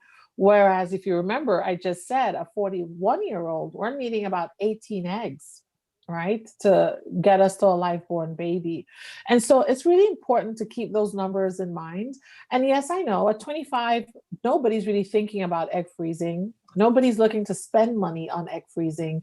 Yet egg freezing costs you the least at 25 because your medications are less. The whole process is actually less costly.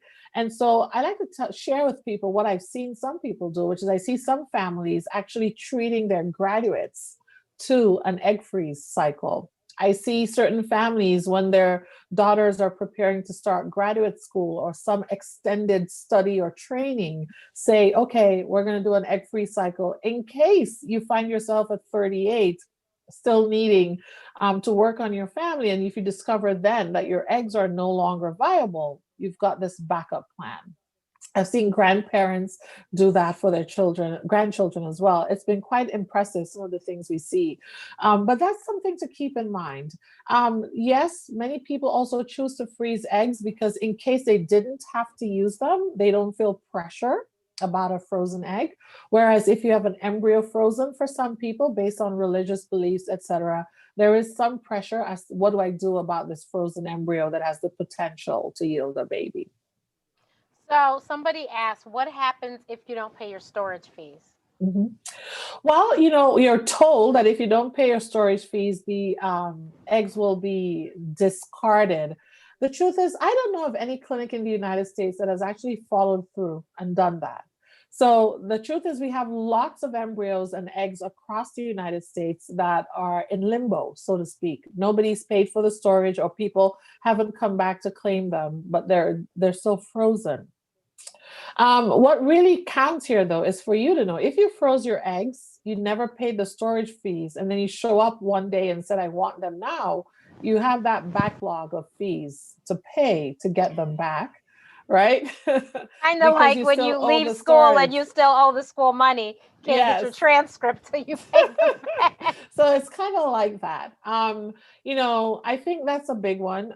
The same thing goes for embryos. We certainly have a number of embryos that are out there in limbo, so to speak, because maybe people got divorced and now they feel strong. That's a big part of what happens there, which is why I say don't make embryos unless you really feel strongly that you and this partner have an understanding. It's either there's a clear plan for if you were to part ways, who will be able to use them, or if that's not the case, that, in the divorce decree, many times the divorce decree will say that the embryos need to be no longer exist if the parties couldn't come to an agreement. Yeah, so that's where you do legalities have to get involved. Yes, you need to get your paperwork in order. And certainly as a clinic, we encourage you to do it. And I think every clinic does that. It's very important to do that, especially if you're someone who maybe it's your best friend or you and your college friend made a plan. If you got to 40 and neither of you had children, you were going to make embryos. You want to have a plan. You want to have a legal plan. And it's not just because of the two of you, but it's more if, God forbid, something happened to one of you and your families stepped in, how are they going to view the agreement that you made? So you need it to be perpetualized in a legal document. So what is your age limit for, because you guys, we didn't talk about, there's egg donors as well. So if your eggs are, you waited too long and you don't have any eggs left, there's egg donors too. So what is the oldest person that you'll put an egg donor in? For us, in terms of achieving pregnancy, whether it's with your eggs or an egg donor's eggs, and egg donor eggs become especially needed starting around 46, right? And so at that point, you need eggs from a younger woman, and there are many ways to obtain those eggs. It's safe, it's legal, it's very well established. The oldest baby born from donor egg is now about 36 years old this year. So it's been around for a long time. And different clinics vary with the age. At our clinic, but based on our maternal fetal medicine specialists here in town, which are the high-risk obstetricians, up until age 58. We can, of course, we do a lot of testing. So we make sure mom's heart is healthy and that cardiologists have agreed to her carrying a baby at that age. We make sure things like her mammogram, her colonoscopy and all that are in order. But yes, up until age 58 here in my particular city. But in other places, there are exceptions made as well. We all know of the grandmother who delivered her grandson out of Ohio 2 years ago. And so, you know, age is now, it's no longer that finite number that our parents and grandparents knew about when it came to birthing a child. There are a number of other factors that play in, like health of the mom, health of her heart, her kidneys, etc. But there are options. There are definitely options for moms over 40, moms over 45, 50. You know, 50 is now considered average age for donor egg pregnancy. Oh, wow. Wow. But we also have to remember that people need to make certain that they definitely, you know, think about this. Just think about it and don't forget about it, because if you put it on the back burner, the years they move fast. They move really fast. They move very fast. Mm-hmm. But also remember that it's not just women, you know, it's not just heterosexual couples.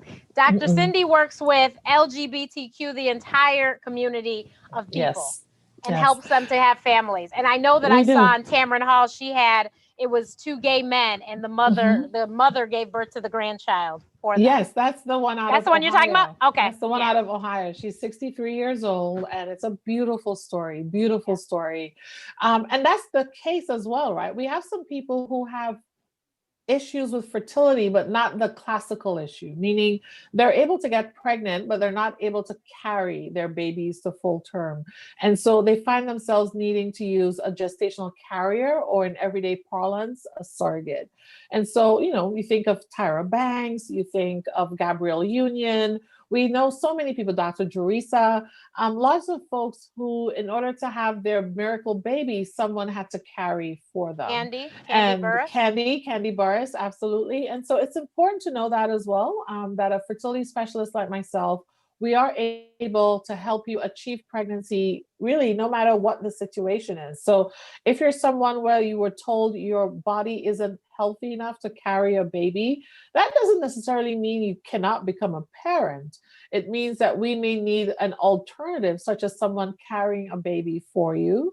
It may need to be, you know, things like adoption, etc., also options, but it's worth knowing that you have options, and it's not a finite, restrictive pool of options. There's so many options available to you.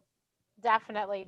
So Dr. Cindy is located in Las Vegas, Nevada, but she has patients all across the world, the globe, literally. So if anyone is interested, you need to definitely visit her website, fertilitynevada.com. Correct. And if I was thinking, I would have told them so they could have posted on the screen. But sorry, guys.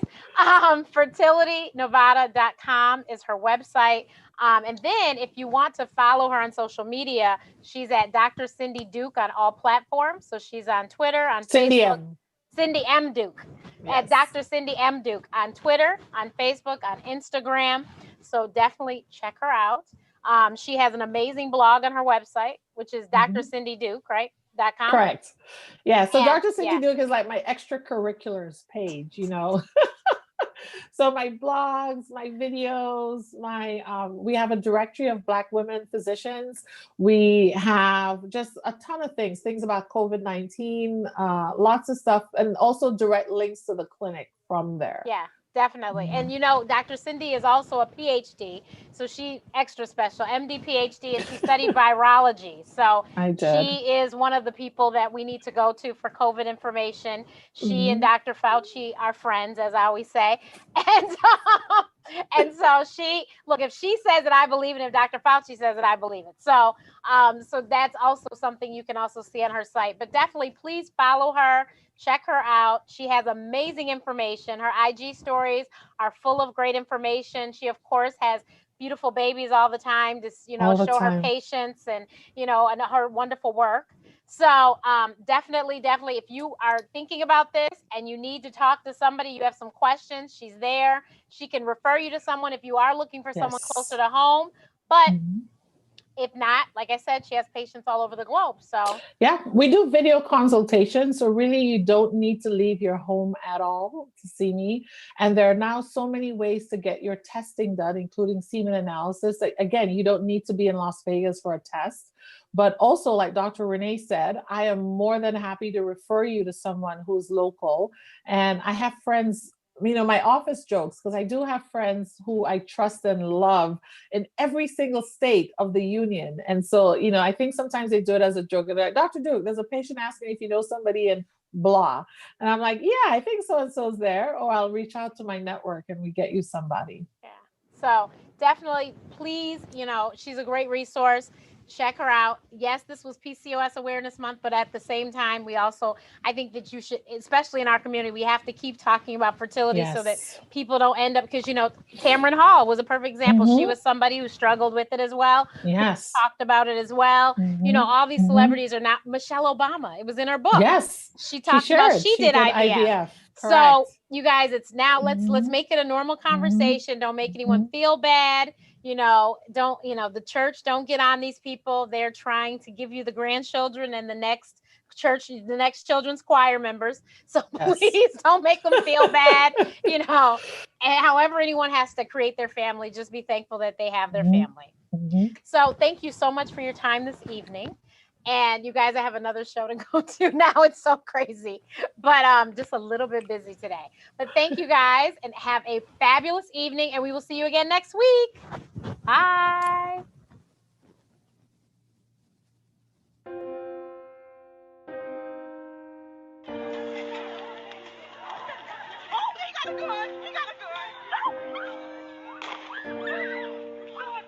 Dude was getting into his car and the cop pulled up and literally was holding on to him and then started shooting. Usually I try to do a little fluff. I try to do a little, thank y'all for coming, this, that, and the third, blah, blah, blah. I'm on a whole different tip tonight. I want to thank you for another week with What's Up, Brody? How you doing? What do you call a curfew when you locking people down for 24 hours? They encourage businesses not to open.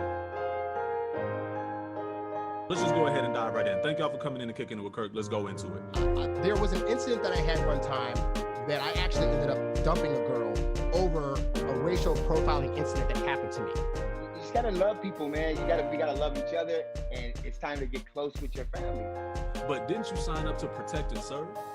Didn't you sign up to serve the community, even if that means, unfortunately, you may not make it home? Isn't that what you signed up for as an officer? Or did you sign up for a cushy job with a check where you could terrorize people? What do you say to the people who are peacefully protesting and they're being tear gas, bombed, shot rubber bullets at, and being beaten? We might have chose this life and whatever, but we also chose one of the only fields that is guaranteed to not stop based on any natural disaster. How long do we stay quiet and don't say anything? How long do we do this for? Make a complete stop, you take a left turn, and the cop lights come on. Every single right, basic human right that Black Americans have gotten in this country, we had to fight for. We're on vacation outside. We wanted to go out to Vegas for the weekend, so that's what we did. And the cop's like, well, your license plate says California. Why are you out here? Best thing that I've learned. Hold on. Finally came out of hiding. Trump's gonna clean Joe's stock. Woo! Yo, you guys are heroes. Thank you for your service. Let's do that. All right. Hey, Trump 2020, baby. Trump's the greatest president this country's ever had. Let's go! This country doesn't even deserve a president like this. You're amazing, bro. I love you, dude. Thank you. God bless you. Seriously. Yes, I agree. Based. Imagine a grandmother. Yeah. 20 years for weed. Yeah. That's right. This guy's incredible. Imagine what he could have done if he didn't get hassled for the last 4 years. Exactly. Where blacks would be. Exactly. LGBT TV. Thank you, bro. Base. Take you where you need to go, Cuck. Yeah, listen to this guy. Listen to this guy. I don't play because they're racist. I said, you the biggest racist get on. Landslide, boys. Why don't you guys do your job? Arrest Biden. Yeah. Joe Biden's a pedophile. Look how he touches little girls. Pedophile. He was on a take. He was what? He was on a take. But Burisma. What does that mean? No, all that money that they took. Ah, that's right. He's stealing. Damn. Hey, sir, excuse me. I wanted to shake your hand.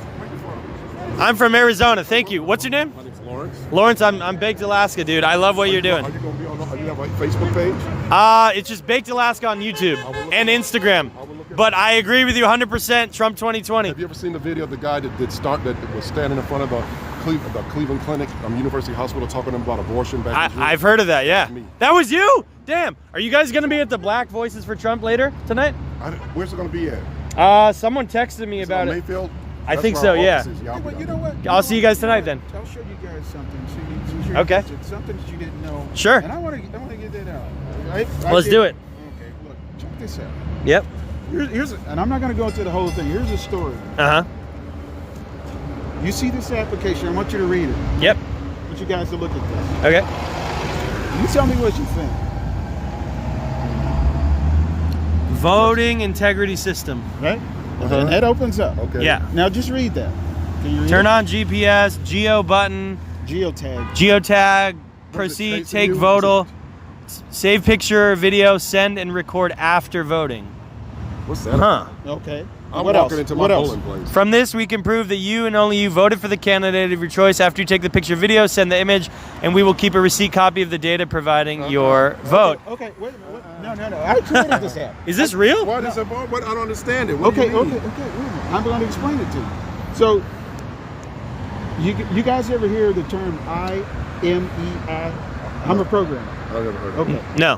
That's called the International Mobile Equipment Manufacturer's Number. Okay. Every device on Earth, your phone, right? It You has look a at your number, phone, right. it has an EMI number. Right. Oh yeah, I know that. IMEI. Okay. What this software does that I created, cancel. Can't see. What this software does, it goes in, it gets that number that's programmed into the chip that can't be changed. This is a fingerprint of that device. Okay. Now, what you have is you have a fixed number that doesn't change, like a social security number, phone number. Right. Now, you heard the terms where these guys go on and they talk about, Trump was unmasked. Yeah. Remember that? Well, I'm almost done with it.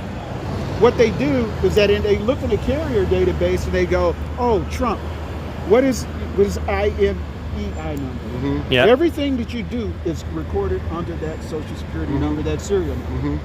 What I did is took what the deep state does and I attached that to your record. You could sit at home, watch, I'll go here, proceed, right? Now, is this just for voting? Is that what it is? This is for Wait, voting. you programmed this app? Yes. Damn. So what happens? What happened is if I wrote in Trump, it goes to the database instantly With the geotag with the geotag information and the IMEI. and the IMEI number, and it's logged instantly. What So- if people used multiple phones to vote, though? Wouldn't there be voter fraud? No, there could only be one of those numbers in the database. Ah, and then that would correspond to like a voter's identification. Exactly, and not only Look, this is fascinating. I'm not trying to blow you off. Yeah. I got to meet some people later on, and Yeah. I want to make my way down. So, All right. so Yo, that's my name's cool. Lawrence. Great meeting you guys. If you want to go, Yeah, I'm going- Hey, how can people find you? We're live here. It's okay. What about you? Do you have an Instagram or something? Don't. I just don't want people to know my real. Sure. What about you? How can people support your programming? Athanasius Cranmer. It's Athanasius, CRANMER. That's my, Gotcha. That's my Facebook. Yep. Okay. Athanasius I'm Cranmer. I'm walking down that way. I was just gonna tell him. What? Start some more trouble. Yeah. Hey, say hi to Montez from Workaholics. Montez. Yeah. Remember, they're talking about extending this election. And they're talking about doing all this crazy stuff. Right. You could actually sit at home. IQ over 9,000. They said your IQ's over 9,000. You could actually sit at home Uh-huh. and vote. You don't have to go out because of COVID. Yeah. You don't have to do anything. All you have to That'd do be amazing. No, it's not. That is amazing because Yeah. it already exists. Yeah. Why don't we use it though? Well, What's because- stopping us? Because you're not going to have dead people voting. You're not going to be able to vote twice. Right. You're not going to be able to vote twice. We lost programmers. We lost programmers. Yeah. Do you know about this? I got a whole programming setup of my own. No.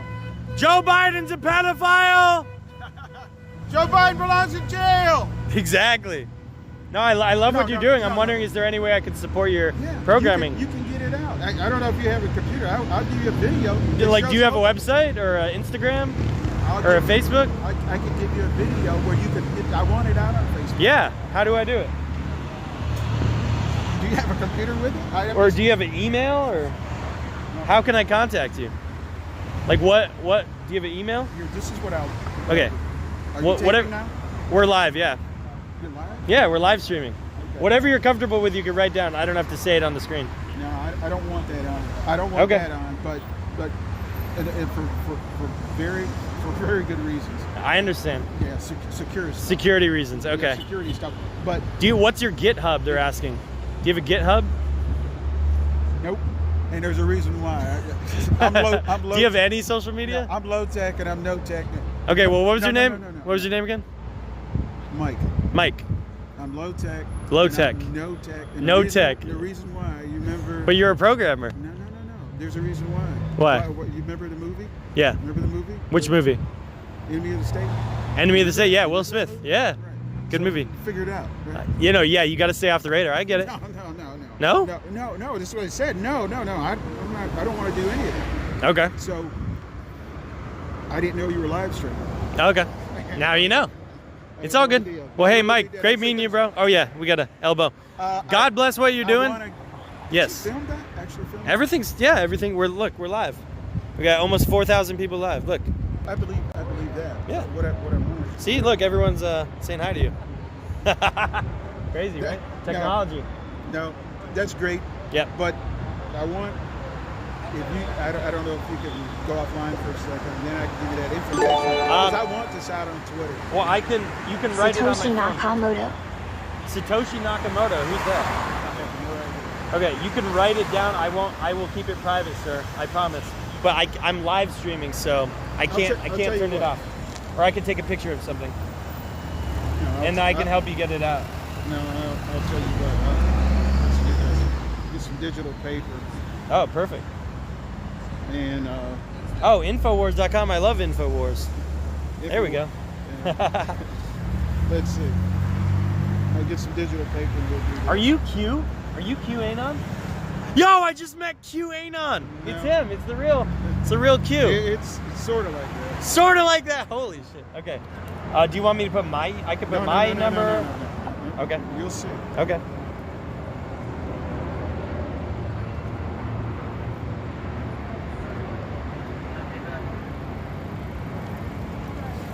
And I'll just take a picture of that.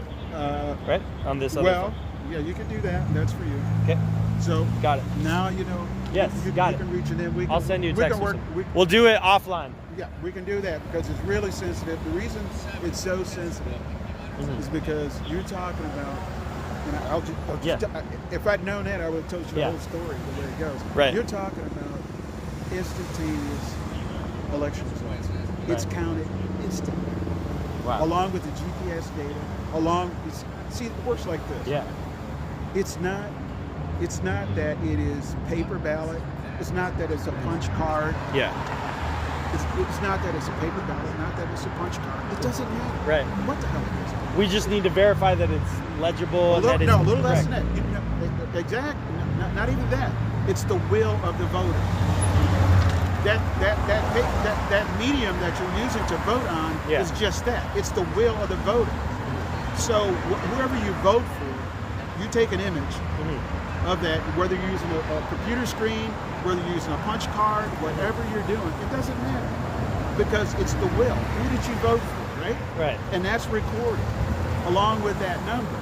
And you get a copy on your device, and a copy goes to the database, and it's counted instantly. Right. So you don't have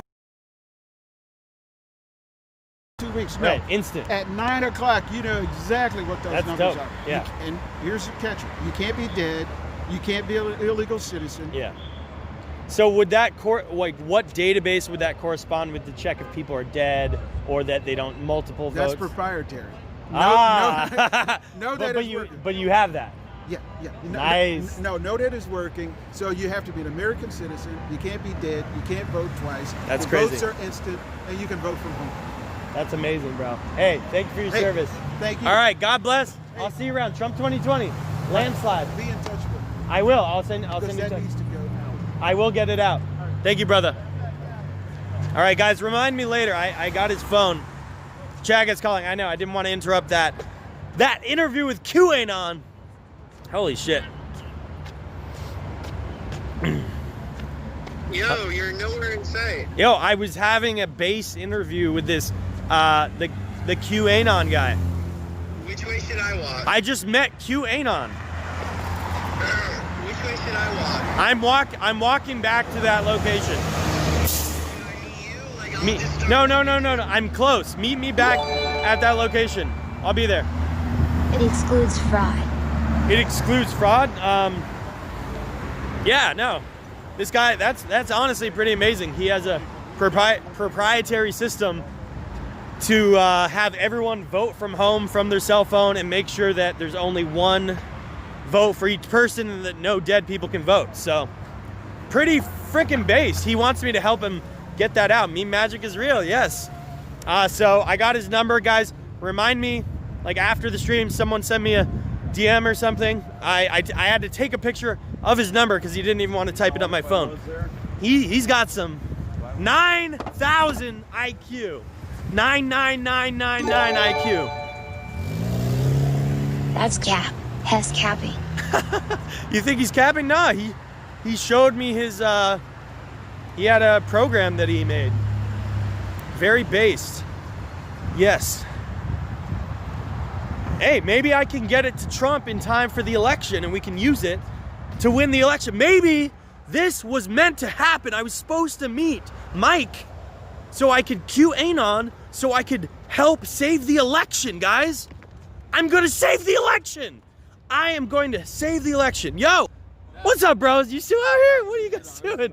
Gang shit. All right, let's go. Yo, you get that Travis Scott burger? Yeah. It's lit! Cactus Jack sent me. Let's go. Let's flip it, go. Okay, where is Chaggett, dude? I was meant to save the election. I am from the future, okay? I came from the future to save the election. Your boy, Yoba, Baked Alaska. I came to save the election, okay? Let's flip and go! Yoba in the chat. Yoba in the chat. Let's go, boys. 5K viewer hype. Let's go. Shout out to all my Yoba heads. Love you. Hey, who cares? We got all these, all these haters on IP2. We got a lot of lovers too. But all these haters crying that we're doing well, it's okay. Let them cry. Let them cry all day. They're jealous. They're jealous that we're taking over.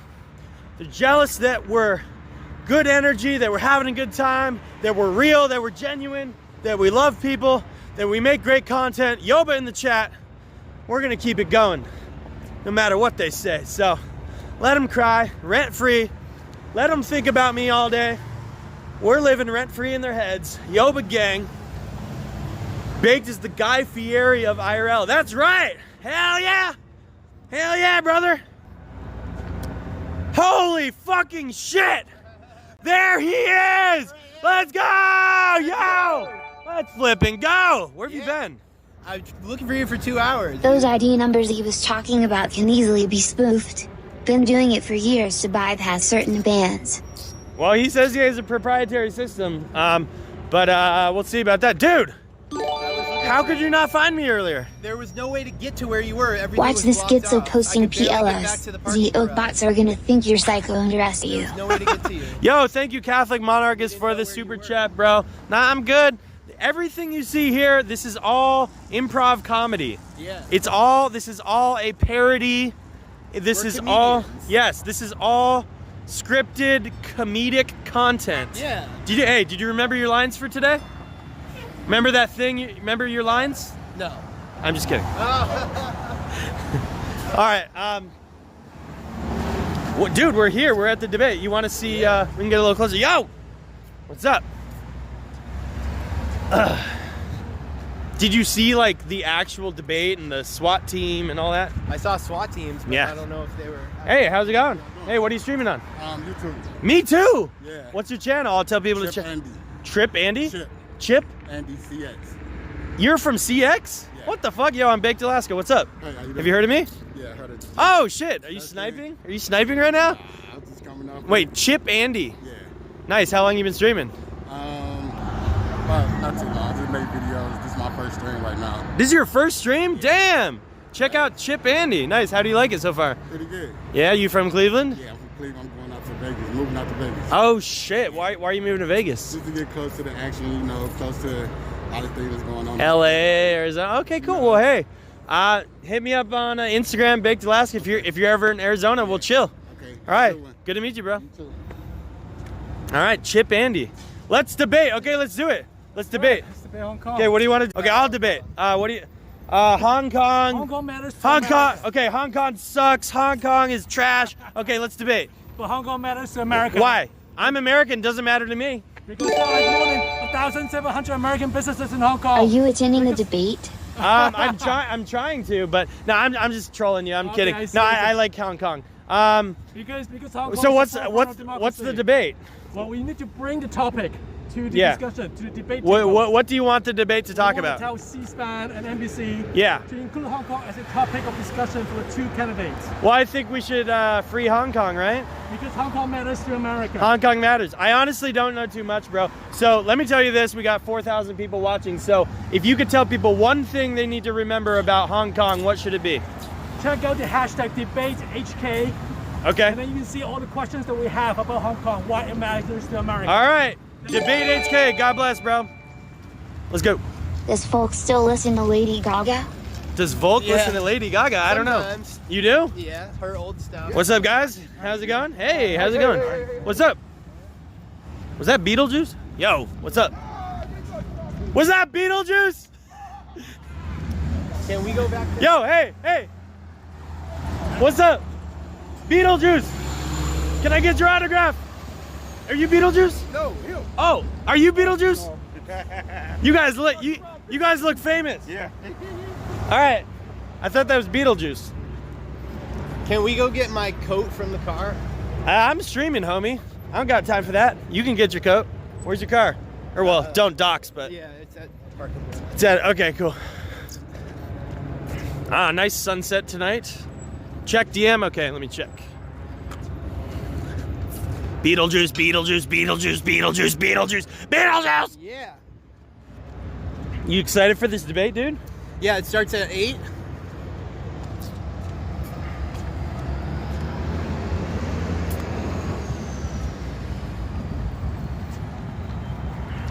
I am excited for the debate. Dude, that's in less than 2 hours. I'm fucking stoked. I think it starts at 8, right? Wait, yeah. Bro, you gotta check. Gotta do something, bro. Check what time it's at. Well, no, it's Eastern. Shagget only owns Yeah, one we're in outfit he Eastern sleeps and bathes in. Shagget only owns one outfit that he sleeps and bathes. Is that true? No. You only own one outfit? No. Okay, what time's it? Wait. It's at 9. They see? Yeah. I was right. I say OH, you say IO. OH. IOH. Thank you for the super chat, Trigger. Okay, so it's at 9. So, we're gonna stream for like another hour, and then I want to head. I don't want to miss any of it. Okay. So we're gonna stream for like another hour, boys, and then we're gonna take a break and actually watch the debate. Tonight we're probably gonna do, I would say after. Either I'll come back on YouTube, or if it's chill, I'll do a chill stream on DLive. So make sure you're following the DLive channel. That's in the description below. Make sure to thumbs up and all that good stuff. Subscribe, join as a member. I appreciate you guys.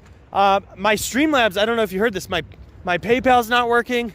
It got banned. My Streamlabs credit card donos got banned. Oh, that's why I couldn't. I was Yeah. trying to Streamlabs you. See, no, I know. So like, that's why a lot of my shit, I've been like, I can't concentrate because all these problems are happening, and I got banned from 2 things during my stream. You got banned from Streamlabs? From the credit card on Streamlabs, yeah. So now I gotta set up like Stream Elements or some shit. Shout out to Live Now Media. Why more woke mode? Yo, thank you So for the how's super it chat. working right now, though? Through super chats. Don't let climate change be your asteroid. Yo, what does that mean? What does that mean?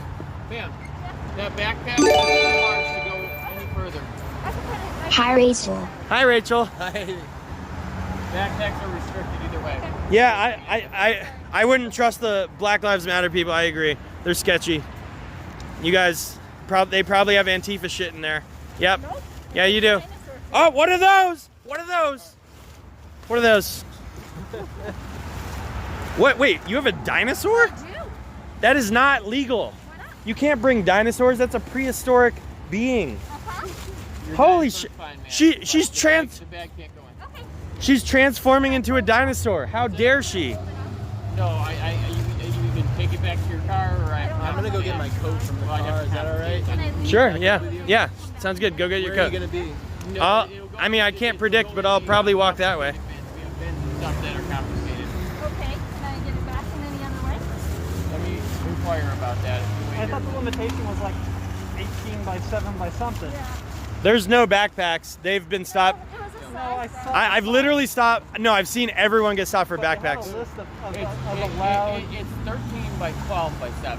So it's 13 by 12 by it's like 7? those little like tiny ones, you know, like a little purse It's pack. actually 18 by 13 Yeah. Are you guys reptilians? On the inside. Reptilians confirmed. I knew it. What? Wait, why are you a dinosaur? I don't get it. Because, did you not read my sign? Let me read it. Okay, this I believe. Okay, wait. Don't let climate change be your asteroid. Climate change is not real, though. What do you mean? That's fake news. Asteroids aren't real either, right? Well, they haven't hit the Earth so far. No. I stand corrected. I checked the sign, 18 by 13 by 7. I don't have a tape measure to verify, but I guess if you fold it up, it'll be okay. But I would do that because you're just going to be stopped. Yeah. We'll roll it up. Okay. It was mostly to carry the dinosaur. So why do you guys think climate change is real? I'm just curious. I appreciate your cooperation. Just doing a news channel here. You're on the news. You're the news. Yeah, I'm the news. So could I get your opinion? So you look very official. Yeah, dude. What do you Especially mean? with those Viper glasses. Pit vipers, yeah, man. No. I am with the news. Our good friend likes those pit vipers. Hi, I am the news. Who are you? Are you the news? I'm a freelancer. Oh, nice. I'm the news. I'm the official news. Must suck to be a freelancer. Okay, so what would you guys like to say? You know, you're not wearing a mask. Can you please step away from us? Wait, are you serious? Yeah, dead serious. I'm Ha. a medical student. I don't want to get coronavirus. Oh, that shit is fake. Fake ass coronavirus. Well, you know what? You're in a fucking dinosaur costume, dude. Yep, There's no possible way anything could be transmitted. Plus, the virus is fake. It's propaganda. All right, have a great day. You dropped your shirt. All right, have a nice day.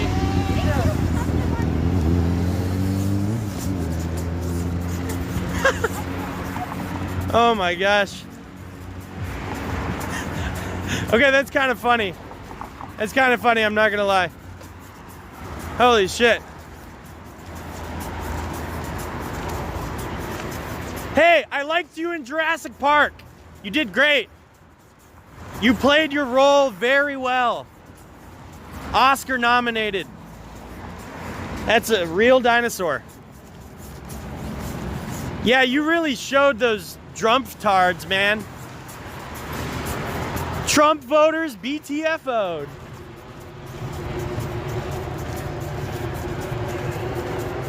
Dinosaur lives matter.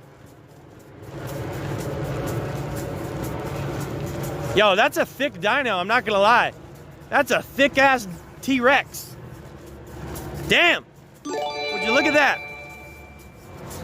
I am the news pussy. I'm the news. I am the news now. Can you ban this dinosaur? No dinosaurs allowed. COVID is fake, just like the dinosaurs. Exactly. COVID is fake, just like the dinosaurs.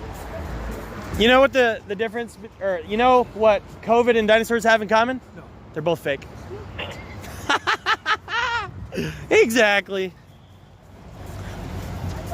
Yo.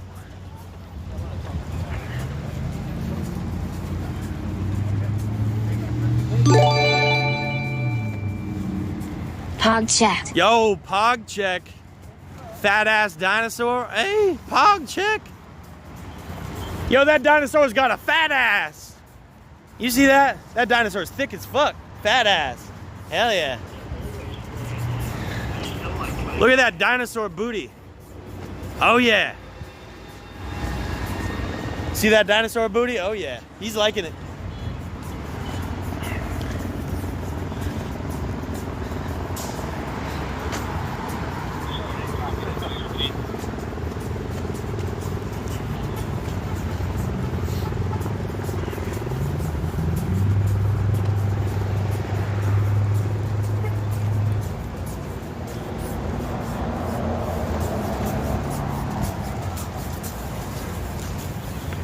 Hey, what's up? Cindy. Cindy. Bye-bye. Run into a lot of the same people.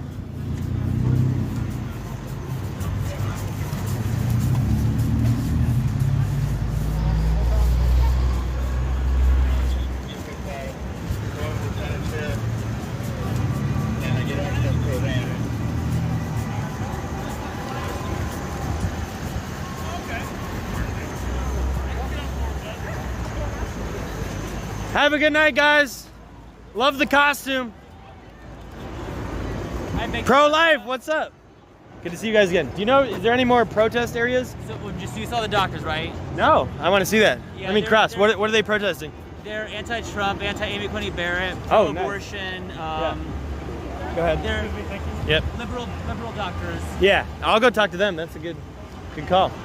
How many of you are out here in total? Our team, we have a little over a dozen today. Do you have any Catholics on your team? Yes, right here, actually. You're a Catholic. Nice to meet you. What's your name? Victoria. Victoria Tim. Nice to meet you. Where are you from? Virginia. Nice. Brown Scap Gang. Nice. Yeah. I was just confirmed at St. Anne's in Arizona. Oh, congratulations. Thank you. That's so exciting. I want to shake her hand. Welcome home. I want to shake, they want me to shake your hand. There you go. Welcome up. Thank you. Yeah, I grew up Protestant my whole life, but both of my grandmothers were Catholic, and I just felt the call to convert, so it's been amazing. I appreciate that. Yeah. All right. Well, God bless. Praise God. I'm glad you're out here. Nerd harder. What is that? What does that mean? Work harder, try harder, nerd harder. I like it. Team Joe. Joe Biden's a pedophile. Joe Biden's a pedophile. Joe Biden's a pedophile. They said so is Trump. That's not true. But they admitted Joe is one. He's a pedophile. He touches little girls. Yo, let's go. All right, let's go talk to some of these doctors. Dude, I just said Joe Biden's a pedophile, and they said, so is Trump. I said, no, he's not, but they admit, but saying so is Trump is admitting that he is one. Right?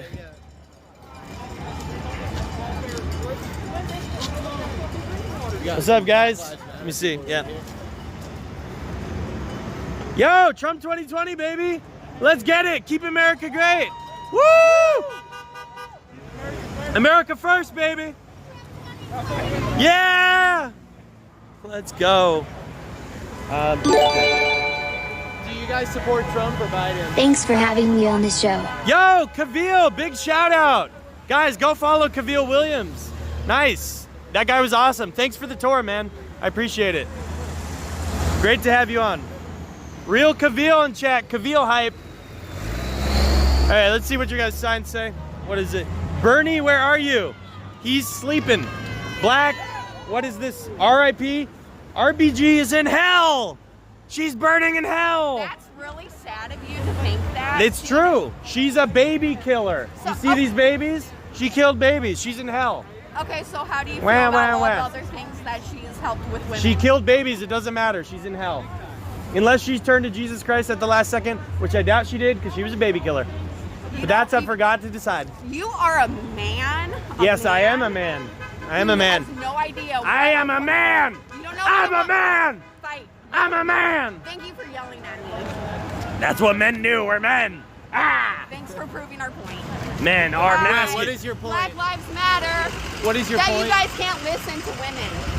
And what we feel and No, what we have we're to not say. to have a conversation, aren't we? Yeah, we're listening. What do you want to say? Oh shit, SWAT team. What do you want to say? Go ahead. We're waiting. Talk to you. Please All right. Oh, I don't have to talk to you. I thought we're having a conversation. See, this is how the women work.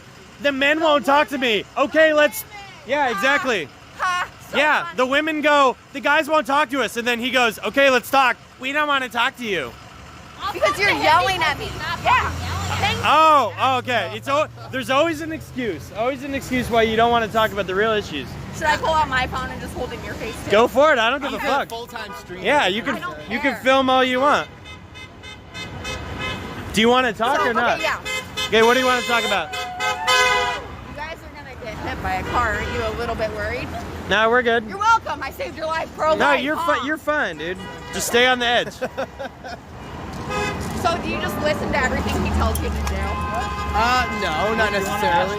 Oh no, I'm good. I don't believe in masks. No, I'm okay. All babies go to heaven. All babies go to heaven, exactly. No, I don't believe in masks. You can put that gay shit away. Awesome. Yeah. Masks are gay. You can't breathe. Maybe you should take off the mask. We're actually helping you. How are you helping me? Because, okay, so next time you How are you helping me? Okay, well, let me talk. Okay, go ahead. Next time you Huh? ever go into surgery, maybe you should just tell your surgeon to not wear a mask. Well, if they're doing a surgery, they should wear a mask, yeah. Okay, Not for some fake-ass China virus. Kung flu! Ching chong, kung flu! But you're better than me. Kung flu! It's not real. It's not real. It's not. Why do you think the police officers don't wear masks? Is she the referee for the debate tonight? The referee for the debate! Holy shit. She's the ref. Where's your whistle? Do you get viewers because of your wits or your haircut? I don't know. Why don't you tell me? You put me on camera. Keep simping. I know I can put you on Get back camera. in You're in the a public street. They said get back in the kitchen. Yeah. Frank? Oh, Frank. Get Yeah. back in the kitchen. So why do you have a George Floyd mask on? You know he was a criminal who died of a fentanyl overdose? Listen, I don't want to talk to you, man. Oh, you've been talking to me this whole time, but when I shut down your point, then you don't want to talk. Nice, bro. That's really nice. You notice that? You know that even criminals don't deserve to die. You know why I don't want to talk to you? I don't care. I don't fucking care. You're a fucking loser. I don't give a shit. Life, but all these Ask other the people have doctor a since reason what gay to stuff die. they had to do to get into their frat. Yeah, what other gay stuff did you have to do to get into this doctor club? You have like That's such a good one. you have an LGBT shirt? What is that? Are you a homosexual? I am. You are? Bitch, yeah. Nice. How's that going? How's the rug munching? It's great. Are you Macca? You could say that. I'm his sidekick. Sidekick? Nice. He nice. just Batman does and whatever Robin, this man. one tells him to do. Saving America If he 2020. doesn't have his own You're, voice. you're triggered. For America, right? You're triggered. How are things going? Let's talk about why you guys don't like Trump. How Yeah. are things going? Why do you like him? Do you guys know that Why are you simping? Why are you simping for George Floyd so hard? For Trump, my friend. I love Trump. I'm not wearing a Trump mask though. It all came Yeah, out. he's good. It all came out right before the election. Not fishy. No matter what. No, Trump wears a mask more than I did. I'm willing to wear a mask to help people around me. Have you ever been Good for raped? you. And people listening on this feed, maybe you should well, consider it's- wearing a mask to help people around you. Nah, fuck masks. I think You you're guys 4,000 use Fuck viewers. masks. Listen, Dad. Masks are more unhealthy. basic evidence. Masks don't. If masks work, why aren't you? We're here standing If out masks because work, people like this why are guy they? Hey, working listen. this Let me ask feed. you a question. People like this guy No, working listen, this listen, feed listen, are listen. not helping. Listen. They're spreading this If masks information. work, why did they let I don't people know out of the who this guy prisons? is. Hello? I don't know Hello? who this guy is. Hello? If masks I don't work, know who this guy why are is, they but letting he's people out of the spreading prisons? this Why won't you answer? I don't know who this guy is. It doesn't matter. This information. So If you guys masks all- Everyone work. actually hates this Go guy. do He some of your switches own opinions for research. attention. Look, do if some of your own listen, research. listen. If masks work, why did they let people out of the prisons? Who's giving you audio? You can't cues? look. I know. Is someone He giving has you to He audio can't- know cues? what to say. Yeah, that's my production team. All right, I'm That's done here. that's Tell my Dawn production she shows team. her milk. How's this working for you? That's my production team at the news crew. My production team gives me notes. What? Move on to your next person. I can do whatever I want. You're in a public street. So if, Do you not okay, know am the I laws? getting You don't know the views? First Am I getting Amendment? views? Huh? Am I getting any views? Now you're just triggered. I mean, you're kind of annoying, but Do you Okay, think that thanks. people on the left are nicer people or more hostile people? You know what? I've been treated worse Tell by Harry people on Potter the to right shut up. Then what? Like this. I didn't go up to any of these people that are with my opposing view. And Well, just, I asked you a question and you Yeah, were very and I rude to me answered right it. off the bat. You were like, no, duh. And I was asking you who You guys were rude to us first. Don't even When's the try to last time she talked to her dad? I just asked you. Do not try to act like this is not When was the last time you talked to your dad? every day, this morning, today. No, not an imaginary dad, like a real dad. See exactly my point. I have a dad who actually fought for this country. Do you have daddy issues? No, I do It's not. nice that Okay. Foot Locker gave her the day off. Foot Locker gave you the day off? I got this from Zoomies, bitch. All right. Okay, what was your question? Oh, I was just asking her if she thinks liberals are nicer people or less nice people. They walked away. When I first They asked walked her a away. question. Referee Lesbo has massive jugs. Massive jugs. Okay, let me look Massive at. jugs. Got a dinosaur over here. Just gonna get. What's up? No to Amy Coney Barrett. I love yes to Amy. Amy's amazing. You support abortion? Tell Velma to cover her face and show her milkers. You support abortion? You- do- Affordable health. No, we got another Supreme Court justice. It's over for you guys. Watch out. It's do for them after they're born? Huh? How are you helping them? Why do you support murdering babies? Why do you support Everyone murdering will have to babies? hit me Yes, with a yes, slave. yes. After it's born, how do you help them? How? You get them into adoption or foster care. Okay. Yeah. Oh, foster care. Yeah, you support murdering babies. No, That's I beautiful. support choice. Now, and I choice? support- Choice? So mature. Oh, choice? No, it's called Masks murdering lower babies. your oxygen intake and weaken your immune system, making you more prone to get sick. How do you take care Why do you support murdering babies? Why don't you take care of them after they're born? I Why do you support say- people sending them to adoption. Yeah, of course. Oh, yeah, okay. It's so, a common that cold. happens a lot. Huh? That doesn't always happen. But why do you support killing babies? I don't. Yeah, you do. I actually support. We sit Are down. you and said we you're work pro-choice. together. Yeah. Have the statistics been going up or down? For what? Abortion. What have the statistics been? I don't know. I don't Tell know. me. You care about it so much. Well, why don't you educate me? I don't know. Okay. Well, they're going down. Well, that's good. Do you think that's a good thing? Yes. Well, then you should be pro-life. No. Wait, what do they say? What did she say? She told me to shut the F up. Wow! Wow, watch your fucking white privilege. Because Wow! was talking shit about Oh, someone who has one. yeah. You're telling a black man to shut up? And now I'm being called a fucking whore. Wow, watch your privilege, dude. Yeah. Why don't you watch your fucking privilege? Waddle off. Leave her alone. Keep simping, buddy. Yeah. They don't care about black people. Yeah, they I'm don't. telling you, they Yeah, don't. what are you doing? They don't care I nothing thought about Black black Lives Matter. Mine don't. Then why is she telling him to shut the fuck up? Yeah, your life doesn't matter to them. Yeah. How do you have Yep. the right? Yep. think it's They're boxing you 1868. in. They don't want to hear from you. They think it's 1868. Yep, Hey, that's they used to right. hang us from trees, man. They Yeah. used to hang us from trees. White folks. Y'all white Democrats used to hang us from trees. They used to burn our churches. Did you know that? Huh? They killed Emmett Till. Ask her how many divorces. We ain't supporting that crap. Okay? Joe got something coming, baby. Joe got something coming. Oh, baby. That's right. November 3rd, when you see how many black folks don't like him, if you can't breathe, you need to take the mask off. Maybe that'll help you.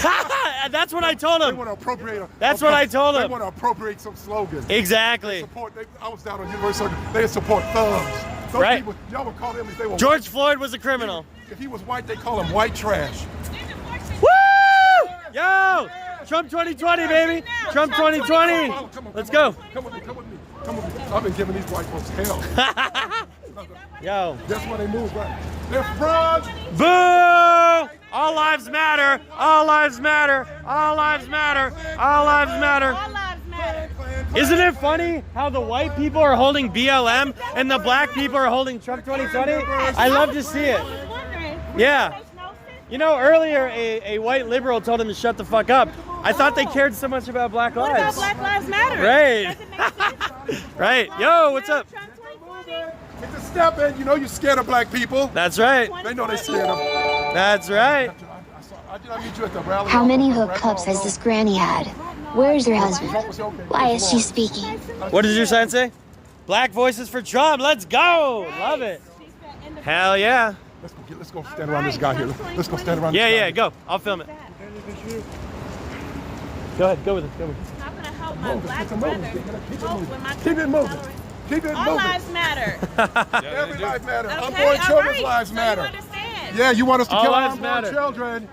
Yeah, All you want lives us to matter. I'm a black woman, and Yes. my life matters, and so does yours, sweetheart. Yes. And guess Oh, who yes, else it lives does, matter? baby. That Ruthie's baby. burning in That hell. baby's lives Yeah, matter. baby lives matter. That baby's lives matter. Let's have a Okay. conversation. How are we going to take care of it? Because I'm a Cleveland We got to school end teacher. abortion. Okay, how are we going to take care of it if it's born?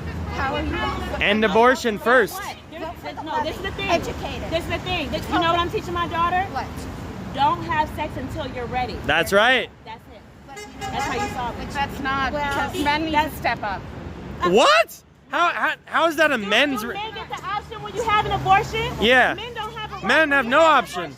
Men don't get the right when you have an abortion. It's my baby too. Yes, it's that man's baby too. If you want to be a slut, use a condom. Okay? Don't have sex before marriage if you don't want to deal with that. Stop killing babies. Don't be a whore. Abortion. Abortion is murder. You've been too many places. I don't want none of that. You've been too many places. Too many people been up in you. Nobody wants any of that stuff. Nobody want that sloppy stuff you got, baby. Let's go. Hey, yeah. Nobody want that sloppy stuff you got. You better keep that finger to yourself. Nobody, God only knows where it's been. Oh man. Nobody want that sloppy stuff. Oh, it's the programmer. Hey. Hey, brother. Hey, how you Q doing? ain't on. Another Black Trump supporter. Yeah, woo. We coming out. We coming out the They're woodwork. coming out. I like it. Uh-huh. Yeah, baby. Abortion is murder. Abortion is murder. Abortion is murder. Yes, I do. It's murder. Abortion is murder. A woman has a miscarriage in some states, she can be arrested for 3+ years. Abortion And is a murder. miscarriage, That's because that's not abortion's abortion. already America. Actually, that is in America. Abortion is murder. You guys disgust me. You disgust me. Go somewhere with your nasty I self. believe that we should all have a conversation Go about with your how nasty self. we can reduce it and how we can support people that decide to have babies and how we can help make sure We that- already have stuff for It's that. called adoption. Yeah, it's called adoption. It's called adoption and foster care. It's called adoption. I have 3 adopted children in my family. Get to stepping. Get to stepping. Get to stepping. Get to stepping.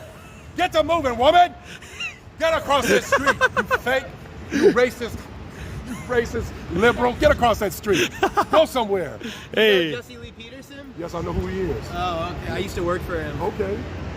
Yeah, they don't want us to talk about the black kids that are being killed He every says day. racism doesn't exist, though. No, it exists, but it's not a major problem. It's not the problem people try to make it out Based? to be. Yeah. Anybody says racism doesn't But also racism goes both ways. People hate white people, you know? People hate all sorts of people. Look at Farrakhan. Right. You're going to have some good video. Are you on live now? Oh, we're live. 5,000 people. Uh-oh. Black lives will not matter. Will not matter until we stop killing each other. Based. Hell yeah. Those 9 to 10 people, black people that get killed unarmed every year, are nothing compared to the hundreds that are killed every month in our cities. Hell yeah. I'm just saying.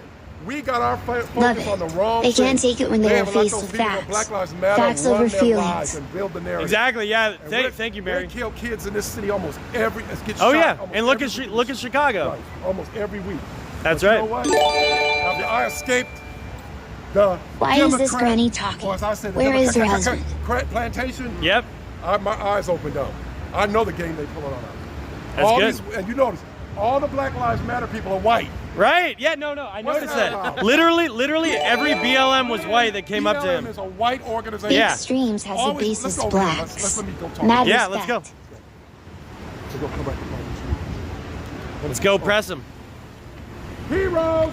Yep. Heroes.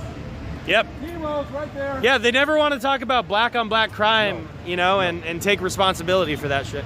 But Black Lives Matter, it's all white people. All these white people out here. they Exactly. talk about Black Lives Matter. Joe Biden is a pedophile. I'm feeling that 2016 energy, boys. Feeling it. Here you go, man. How you doing? Yo, hey, Joe Biden, make ass grabbing great again. Let's go. I appreciate that, bro. Make America great. Love the hat. Biden harass Ohio. Love it. Yeah. Well, yeah, we'll go that way. Figure out a way to do it. I love it. God bless, bro. Heroes. Heroes, heroes. We love our cops. Heroes. Thank you. You're welcome. Yeah, we got your back. Heroes. Yeah. I escaped the Democrat plantation. Woo! I got Black Lives Will Matter when we kill each other. Yeah. And the best. Back to blue, baby. Woo! Let me go talk to these white racists over here for a second. Love it. Can you flip that other one? Oh yeah, he wants to take a picture. Are you live streaming? Yes, we're live. Hello. Oh, my friend Christy Wall Yeah. told me. She saw you? She played that for me. Hey, shout out to Christy. Christy Wall. What's up, Christy? Now you're on it. What's up? All right. Trump 2020, baby. Not the Christy Wall we know. We don't want to. Oh yeah. A different Christy. Gotcha. Whole different. Gotcha. Okay, cool. Thanks for the shout out. We need their help. We don't need y'all help. You know that we can get on fine without you, white man. Yeah. We don't need no white saviors. That's right. Jesus. We don't need a white savior. That's we got right. Jesus.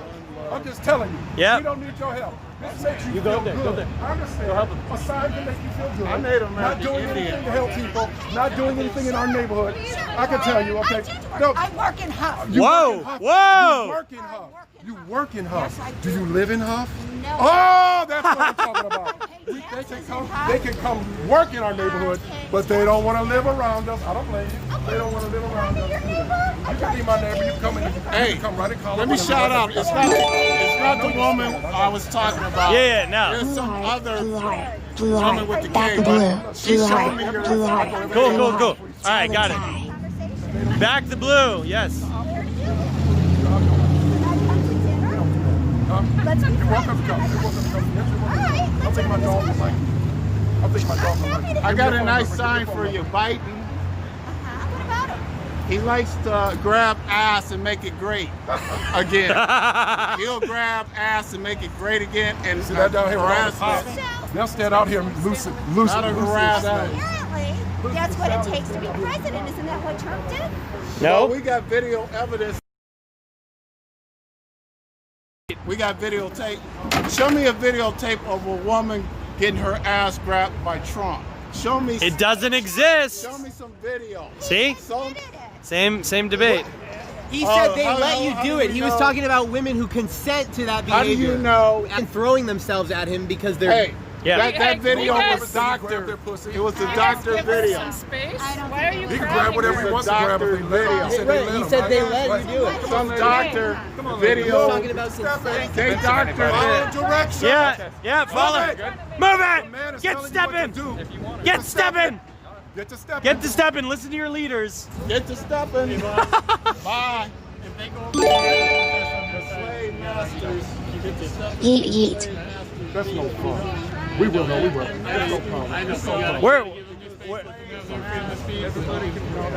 We're having good old American debates. Come on, guys. It's all peaceful. It's all peaceful.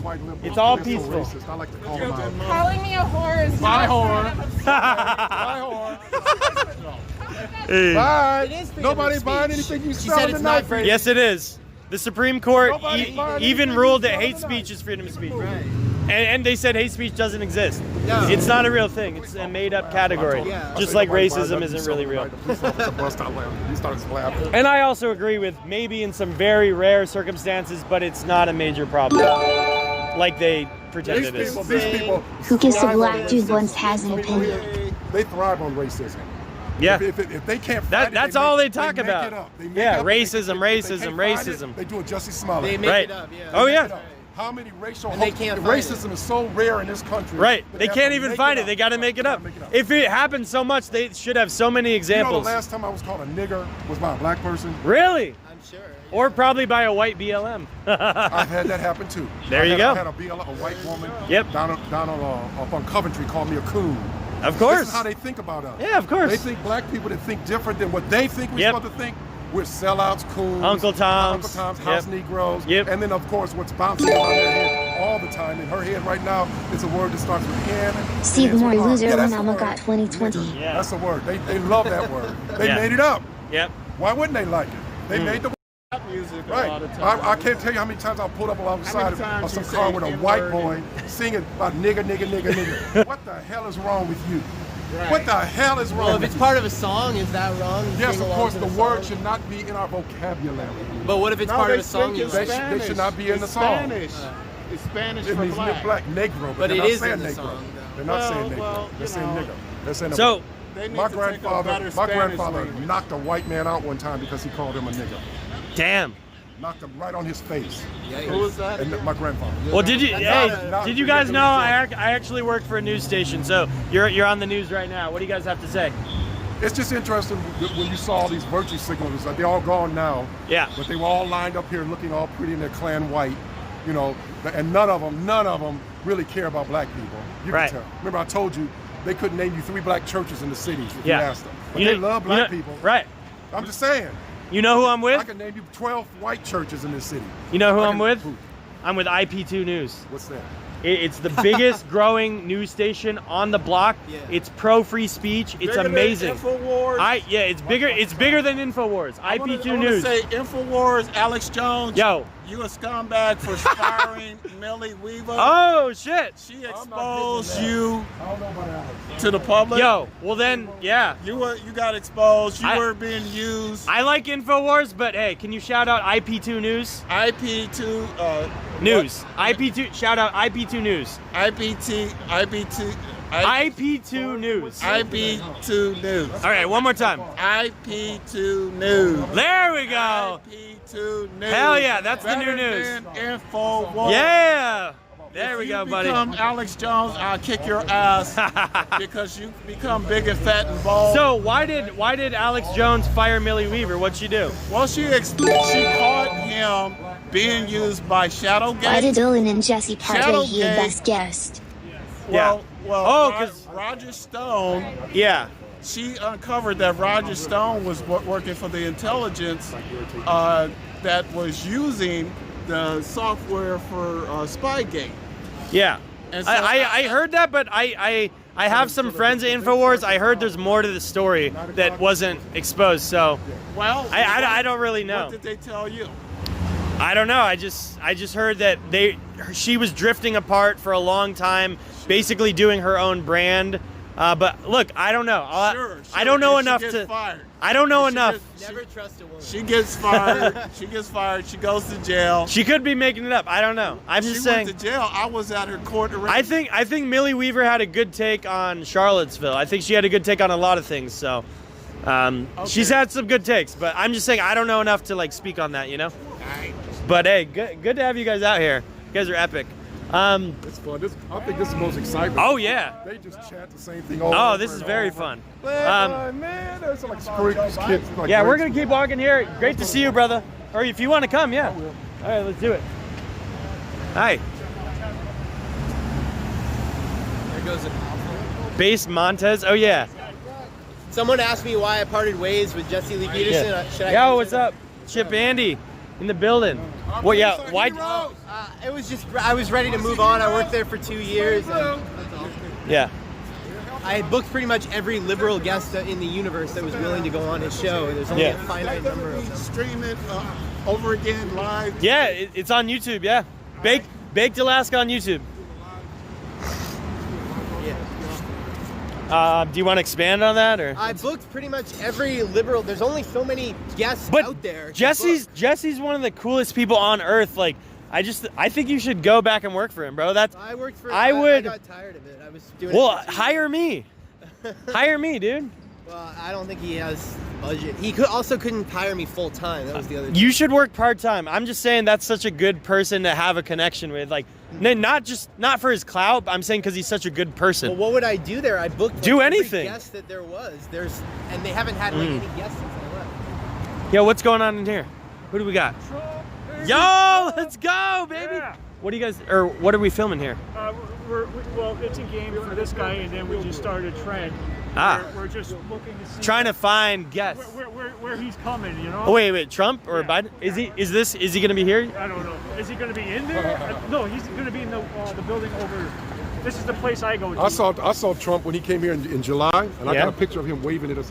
He was this close as his car went past, and there was about 5 of us. We went to the edge, we went further up Hester, and I told him, I said, he's gonna wave at us. And sure enough, when that second limo came, he waved. I got a picture. Oh yeah. I was behind him at a rally. Were you? Nice. I worked on his campaign 2016. Did you? Amazing. Amazing. Amazing. Trump is the bomb. Right here, I got Amazing. Best president ever. He is the best. We don't deserve him, Dr. God. Right. Right. Okay. So much of his life, he didn't have to do this. Yeah, He it's true. He's not a politician, so he's going to make big mistakes that a politician wouldn't make. Some things, because he's not a politician. Right. That's what I like I think about he him. could be going a little harder. Right. When did you become woke on the Trump train? Hey, hold on. right before. Can you say hello to Christy? Hi, Christy. It's Baked Alaska. Nice to meet you. Yo, much love. Much love. Right before the primary. Yeah, what's up? No, the primary. Let's after go. The primary, I voted for Kasich. He was my choice. I want wait, God wait. to forgive me.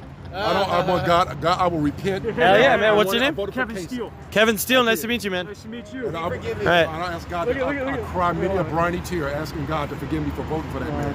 Yeah. The way he's done this state. What he's Yeah, done he to spoke Ohio. at the DNC. Right. And Filthy, then filthy. I John beg Jehovah Kasich. God, please God, have mercy on my pitiful soul. That I would do that. I will crawl He through forgives broken you. glass. Oh, nice. You met wearing the Trumps? gasoline Nice. Epic. Based in Red Pilled. Hey. All Where right. was that? That was in Philly. Philly. Nice. And Awesome, man. And I hear- Do you watch Nick I Fuentes? hear he's just a America down-to-earth First? person. Let's go! Hey! Yoba. Hey! Let's go. You fan of Panther Den? You've heard of him? No. Check out Panther Den. I'm gonna have to do that. But you're a fan of Nick, America First? Oh yeah. Who else do you watch?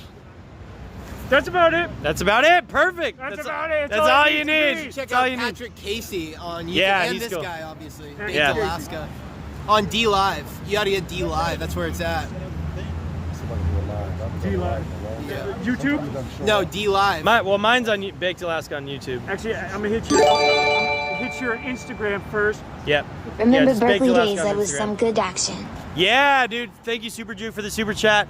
Berkeley days were awesome. Yeah, Battle of Berkeley. The good shit. Oh yeah, right Yeah, here. baby. Woo! Yeah. There we go. Right there, brother. Got me on the gram. Appreciate you, dog. I'm 100%, bro. All right. Keep it up, America First. Yo, I need all three of you right here. All right, let's do it. Yeah. Hell yeah. Good to meet you, bro. All right. Good to meet you. Guys, good meeting you. Yeah, take care. What are the chances of Trump actually coming out here, you think? No, I don't think I have No idea? I You're can't just even tell guessing? you. I literally have no idea. Playing guess game? I have a very low guess. Gotcha. All right, you guys want to keep walking? All right, let's keep walking. Let's go. All Have a good one. right, see you, man. See you guys. Yep. Yo, what's up? Who said hi? Who's that? You just said tell Baked Alaska from Portland to say hi. Oh, hey, what's up, Milia? What's going on? Yeah. This is what I heard. Yes. Okay, I hang up on Murray Hill a lot, up on Mayfield. Uh-huh. And there's a restaurant up there called Angelo's. Yep. And some people from turn it off. I can. I'm live streaming. If you can't talk about it, I gotta keep walking. Okay. No worries. All right, we're gonna keep. Supposedly, some of the families put the show on. Oh. I'm invited to go, so I may head up there after. Yeah, you should. Damn. All right. Trust the plan, boys. Vertical phone streamer, lol. Yeah, I've never seen that actually. Pro-life gang, let's go. Yeah, good to see you guys. All lives matter.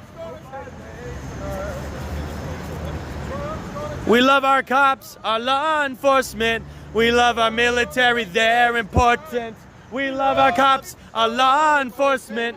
We love our military, they're important. And when I'm in a jam, I know that I can call up the man with the plan. When I'm on the run, all I gotta do is dial 911. We love our cops, our law enforcement. We love our military, they're important. We love our cops, our law enforcement. We love our military, they're important. And when I'm in a jam, I know that I can call up the man with the plan. When I'm on the run, all I gotta do is dial 911. Woo! We love you. We love you so much. Thank you guys. Thank you for your service, everyone. We'll be praying for you. Hell yeah. You like the cops, bro? Yeah. All right, that's good. You Trump 2020? Yeah, I'm Trump. Hell yeah. 2020. Thank you. I wrote that. Who are you? What's your name?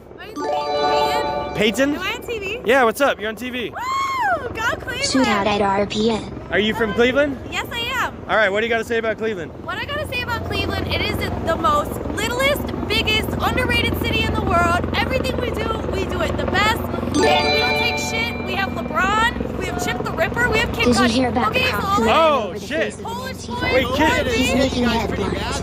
RP needs to represent. Restrictions are pretty bad here. I don't Yeah. know. It sucks. Is it? Okay, It's so- pretty bad, yeah. Wait, Kid Cudi's from here? Yeah. I fucking love Kid Cudi. I love Kid Cudi, Yeah. But yeah, Can I see your hand tats? What? How many tats do you have? Oh, a lot. Whoa. Yeah, I'm What? standing up. Look What's at your that. What's your favorite tat? My favorite, this one. What is that? A lion? A lion with dreadlocks. Very cool. Yeah, very cool. Where are you guys from? I'm originally from Alaska, now in Arizona. Do you know where Homer, Alaska is? Yeah, I've been there. Really? My favorite tattoo artist, he's from Homer, Alaska. They did Really? So did you go to Alaska for those or what? No, he was here for the tattoo convention in Cleveland, like right before COVID. Oh, gotcha. February. COVID's like ruined everything. It sucks. It has no concerts this summer. It Yeah, hasn't even been a no real social situations. It really makes you think. That's why it's great to talk to you. Yeah, I know. Well, the funny thing is, did you know in Wuhan, where the virus originated, they're actually having huge raves. 100,000 people, no mask. Yeah. Well, you know what? Doesn't that make you only think? live once, that's about it. That's what I'm saying. Yeah, fuck masks. I agree. Well, you know, yeah. Look, if God's gonna take you home, He's gonna take you home. Yeah. You know, whenever you you're can't- ready, dude. I don't know where they're gonna be able to march to because a lot of the streets near here are blocked off.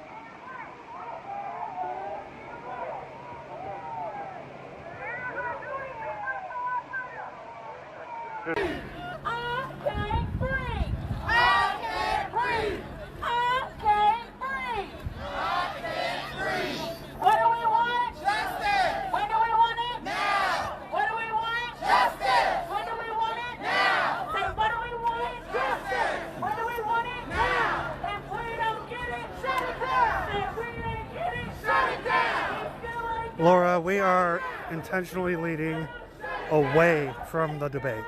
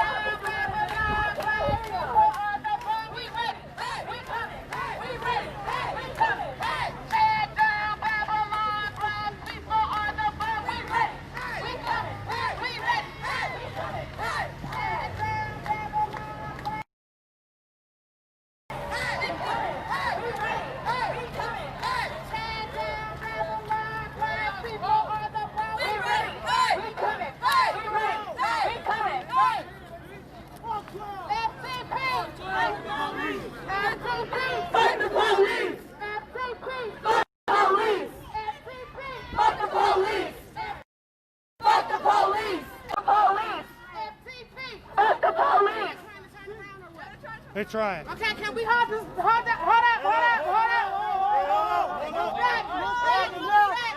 Hold on. Move back. Let him out. I need y'all to move back away. Thank you all so much for coming and supporting us, Unspoken Treasure Society, and all of our allies that are here. We are so grateful. I'm grateful because I'm a native of Jacksonville, Florida, so I grew up with these young ladies, and it has not always been easy for us.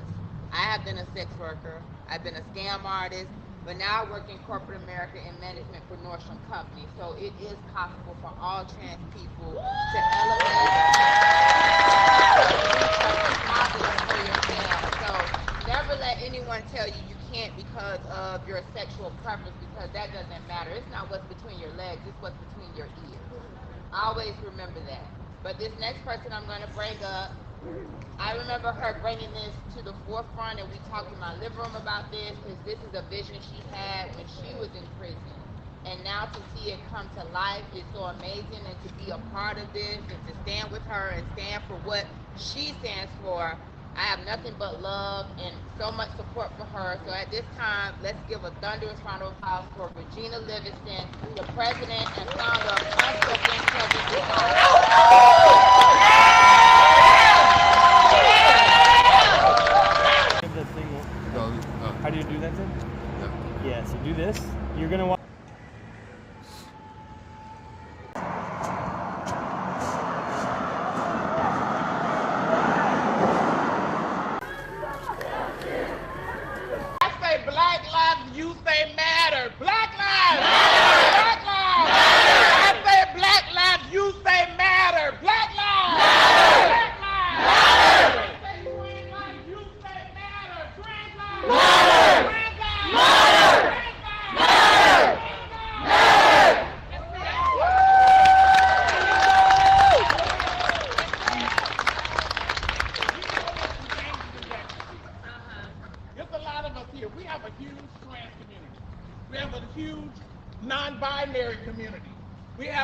huge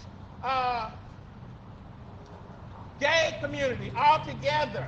The LGBTQIA is all of us as a group. Not all of you all standing out there, because we may have some straight people standing out there too. But if you're here and you're our ally, love us all the time. Don't love us in our faces. Love us behind our back. That's the most important part. That's when it's important, and that's when it makes an impact. Because when people know that we have you standing for us, it makes a difference. It makes a huge difference. And I just want to tell y'all, I love each and every one of you. We are going to be here. We are not going anywhere. And we want you all to stand with us as a unit. We stand for y'all, stand for us. When the great community calls, we stand. When it doesn't matter whatever cause, the LGBTQIA community always comes to the, we always are the first people to the threshold. Do the same for us. We deserve that. We deserve it. We're human. We're human. We bleed just like the next person. We work. All we want to do is take care of our families. And pay our bills. That's it. Give us jobs. Stop denying us employment because we're gay. Who does that? We are the best people that comes into your companies. You always give us management positions as soon as we get there. Don't that tell you something? We are organizers. We are singers. We are chefs. All of it. Just know, it's all love. And we're trying to educate the community that does not understand. So let's sound it back up. When I say trans lives, you say matter. Trans lives! Trans lives! Trans lives! Trans lives!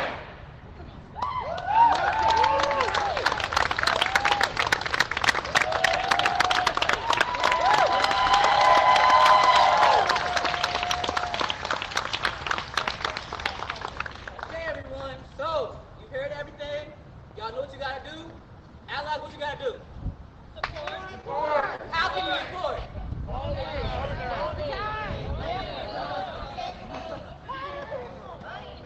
Pretty much, when we not around, I need you to speak for us when we can't. Know that when you talk about donating, we do these organizations, if it's not trans-led or by trans people, then you know we can get their money to it. We can do it by ourselves. As you can see, we got our own organization back here. We got organizers, we got pageant queens, we got chefs, we got we got some everything. So we don't need no money for somebody else. We need our money to go to our pockets, right? We can do it ourselves. So our allies, we gotta step up for us, we can support ourselves, donate, speak up, and vote. And that concludes our ceremony. Thank you.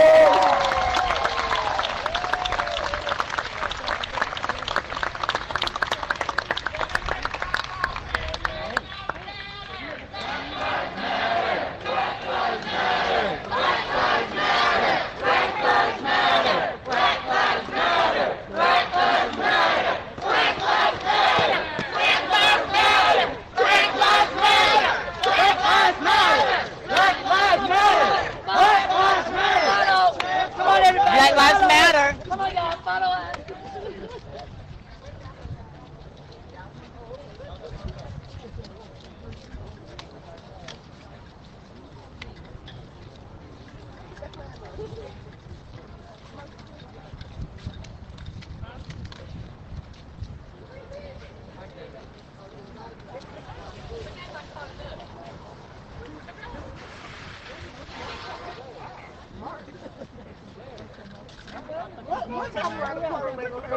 Everybody, thank you.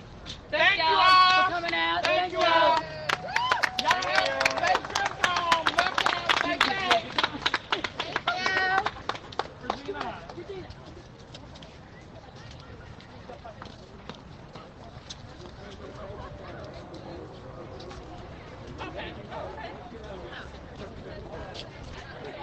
Thank you everybody for coming out. Thank y'all. Thank y'all. Everybody get home safely. Thank y'all. Thank y'all. Thank y'all. Thank you. Everybody get home safely. Thank y'all so much. May I ask a question? Possibly. So, how did you Push the figure camera out down. Tracy Eaton? Push the camera down. Have a conversation with me. Okay, I'll continue. Okay, sorry. I'll be in Orlando tonight. Baked Alaska on Instagram. I'll help you with your tech shit. I appreciate it. Make sure your setup's cool. You're a good dude. Like I can tell when someone.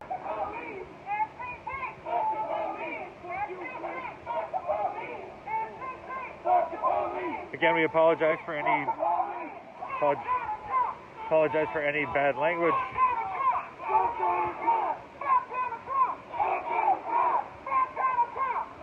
Obviously, this is obviously a big or a live event, so we can't really censor any language, unfortunately.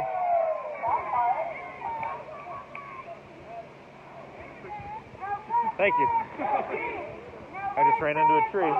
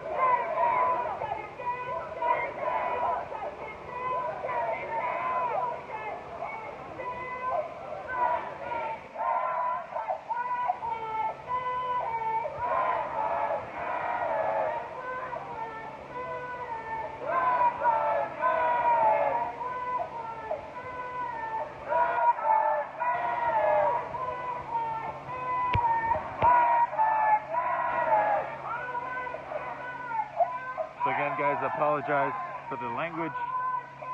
Again, this is a live event. Literally, we are covering it literally live. So I have no censorship over the language. But we are covering this protest march here in east part of Cleveland, near the Cleveland Museum of Art, near Case Western Reserve University.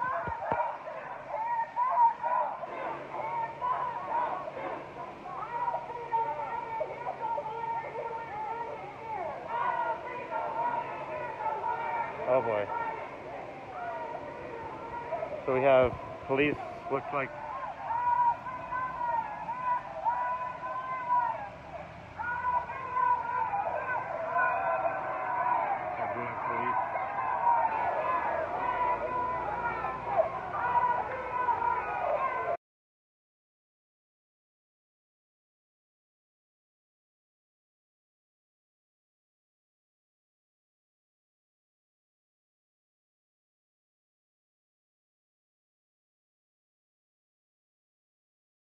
We're together.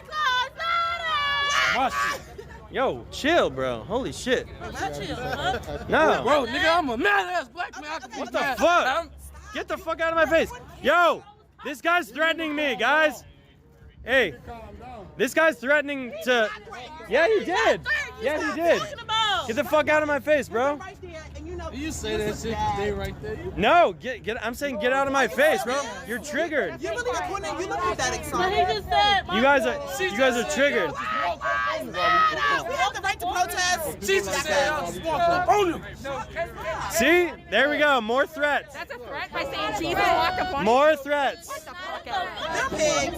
Fucking pig. Racist. This your homie, he talking like that. BLM sucks. BLM sucks. BLM sucks. BLM sucks. BLM sucks.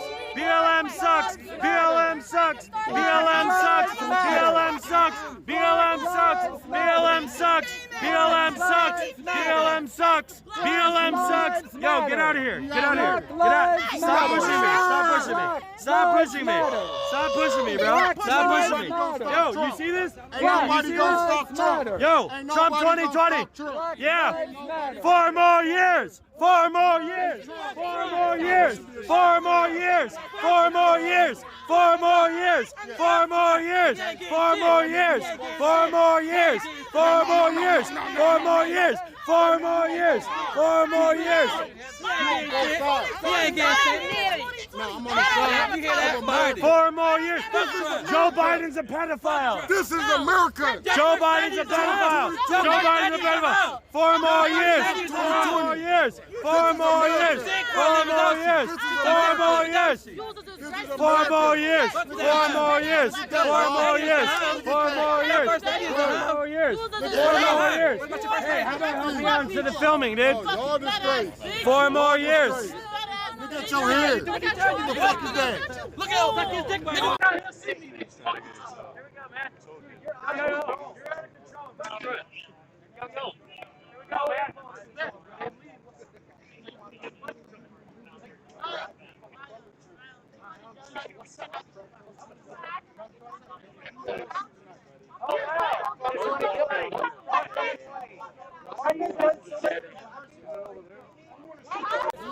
What? Why are you telling so much for black person? Are you kidding me? You want to shoot your own car? That's what you want to do, hey? You see that? Uncle Tom. You want to shoot your own Oh, wow. He called you an Uncle Tom. Wow. Yeah. Yeah. You like that, don't you? Yeah. That's some shooters. He smells like he washed his ass in a month. Hey. Wash your ass. Wash your face. Shoes. Nigga, wash your face on your shit. What the you said? I got Yeezys on, bro. I'll take it from my day. Yeezys are dope. You look like you gay, though, nigga. You look like you Yeezys are gay. dope. We got people from Nashville, Tennessee. Get out of my face. Get out of my face. Yeah, mama sucked my dick. How about that? Oh, mama too. Nigga, how old is you? How old is you? Don't worry about it. All right, that's what I thought. That's what I Yeah, thought. walk away. Walk away, baby. Walk away, baby. Look, he mad. He That's what I mad. thought. He mad.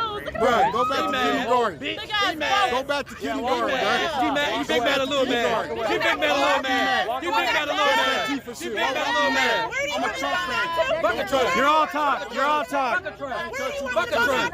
You're all talk. Fuck the Biden. Fuck the Biden. Fuck Camilla and Biden. WHO. Yeah, fuck Biden.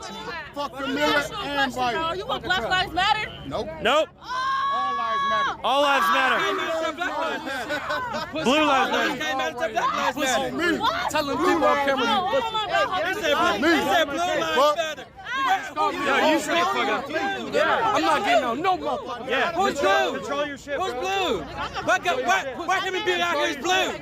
Blue lives matter. Shit. They're not blue. They matter. They're not blue. No, they're not. Do your history. Do your research. Is their skin color? Is their skin color blue? Is their skin color blue? Is their skin color blue? Answer my question. Is their skin color What you blue? say? They started as slave catchers. Do your research. That's You what do they your started research. as. Hey, fuck that lady. I know all my research. That's why I'm out here. I know my research. Y'all don't know shit. What? Hey, why can't he have his own opinion? Why can't he have his own opinion? Okay, well that's his opinion. I said my opinion said No, but you guys called him an Uncle Tom because he has his own opinion. That's fucked up. Yeah, look at your dumbass face. Look at you. Black lives matter, buddy. No, all lives matter. All lives came out until Black Lives Matter, and it don't matter to them. You're just It don't carrying. matter to them. No, that's just It don't matter to them. That's mainstream media talking about. All lives matter. 4 more years. 4 more years. 4 more years. 4 more years. 4 more years. 4 more years. 4 more years. 4 more years. 4 more years. Yes, he is. 4 more years.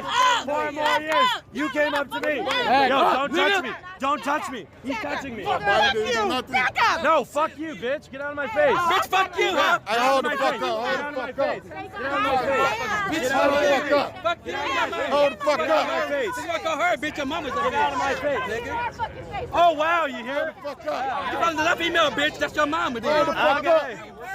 4 more years. You're triggered. 4 more years. 4 more years. Let's go. Separate. Time to go. Time to move. Time to move. Time to move. Yo, let me say something to camera. Yeah, what's up? You need to get laid. Let's go. Like, I've been late a lot.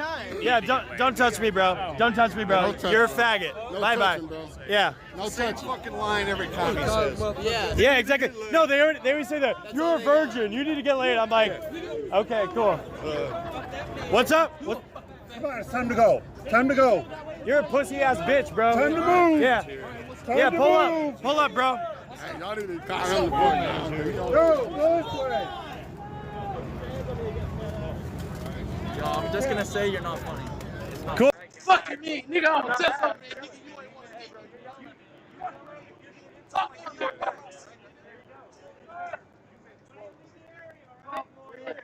Many ups and downs that I had, many trials and tribulations, but I stayed focused. So I just want you all to remain focused, and we have to love on one another. For if there's any allies out there. I'm not part of either one of these cults. Anti-fascist, anti-communist. I hate both of them. One of your cults. Exactly. Anti-fascist, anti-communist. I hate both of them.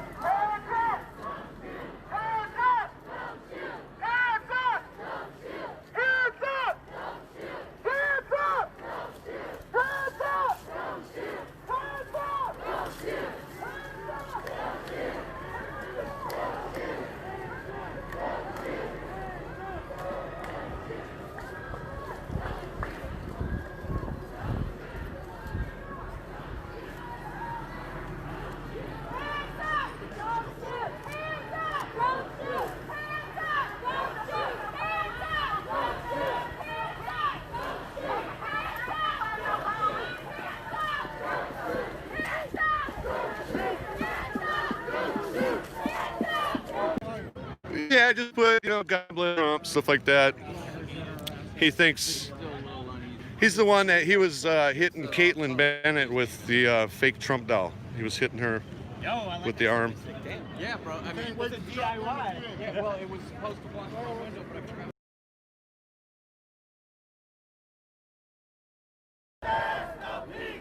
No justice! No peace! Fuck these racists! Police! No justice! No peace! Fuck these racists! Police! No justice! No peace! Fuck these racists! Police!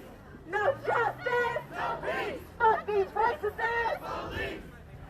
We are returning back to our original destination, y'all. And we want the police to know who said, fuck them! Fuck them! MCP! Fuck the police! MCP! Fuck the police! MCP! Fuck the police! MCP! Fuck the police! MCP! Fuck the police! MCP! Fuck the police! Fuck the police! Fuck the police! I feel like the walls are closing in.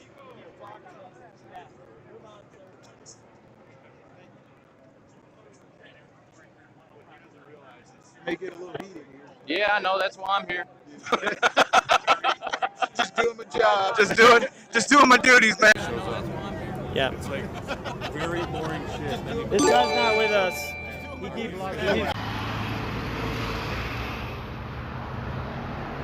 I'm not from Tualatin. If you have the keep I'm from Tualatin. so if you're a citizen, you'll. Except the problem is, I'm leaving tomorrow morning. I'm going to Phoenix for a week.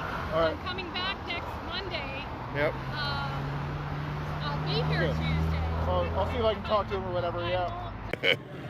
You fucking fascist.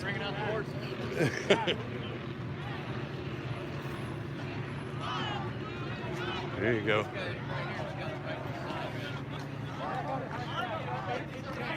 I'm sure you guys heard that horrible story in Chicago the other day where the mayor paid some guy to ride a horse down the street and ran it till its feet were bloodied. It didn't have the right shoes. Touch me with that sign again, it's going flying. Yeah, exactly. Touch me with that fucking sign again. Yeah, exactly. Yeah. Yeah. Yeah. I'm promising you. It's not a threat. It's a promise.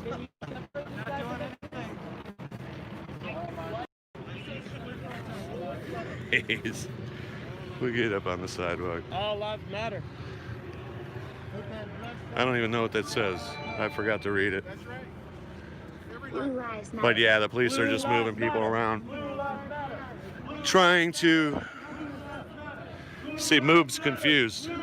Because usually it's just me, so all he has to do is key on me. Move, dude. Bro, give us some room. Move. Whoops. Move your shit. He won't move. Charge 2020. The cops aren't even helping. Keeps hitting him with the sign. Yeah, he's hitting. Well, keep your sign to yourself. Get away. Keep your coloring project to yourself. On the other side. Get away. Go on the other side. You're blocking our view. He's instigating. Magic marker sales are soaring in Cleveland. Did you color that at home by yourself? He's blocking my camera view. They don't want the real news to be out here. Do you not see this guy following me, please? I'm just glad he finally has somebody else to pick on. Do it from behind. Let him walk through. Let him walk through. Line of blue. Go behind. Let him walk through the line of blue.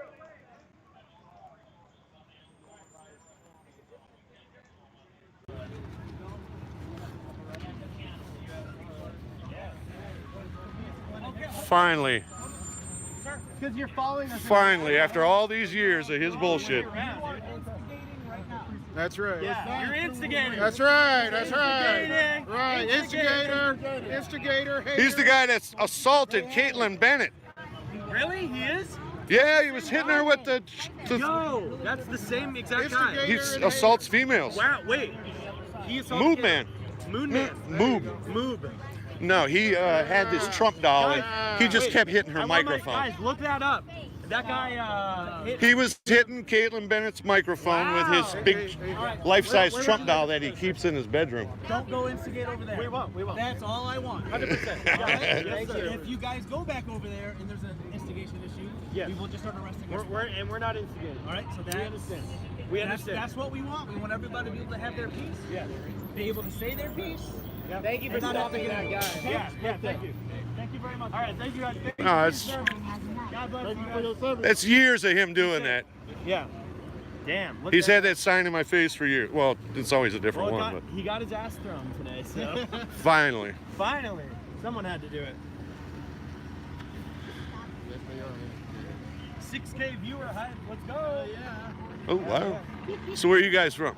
I'm from Alaska, but I live in Arizona now. Oh, what's your channel or Baked Alaska. Baked Alaska? Yeah. Okay. We're Black Knights Matter. Black Knights Matter. Yeah, well, Black Knight Media, but I just put that on the channel. Cool. So Well, that guy was annoying. usually our Crusader guy is here, but he got stuck over on the. We're gonna go watch the debate because we actually want to watch it live. But you guys are awesome. Are you gonna be out here later?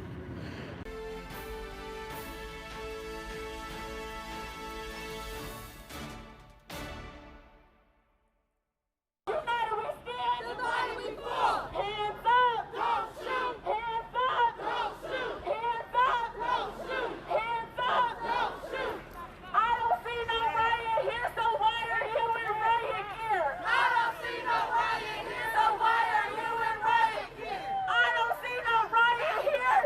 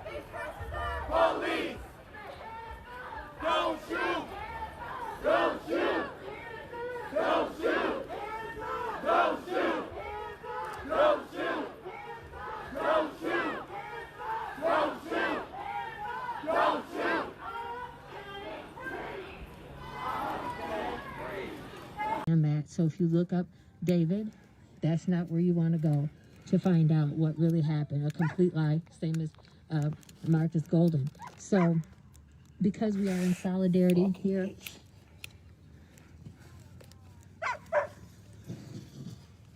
I want to present you with this shirt.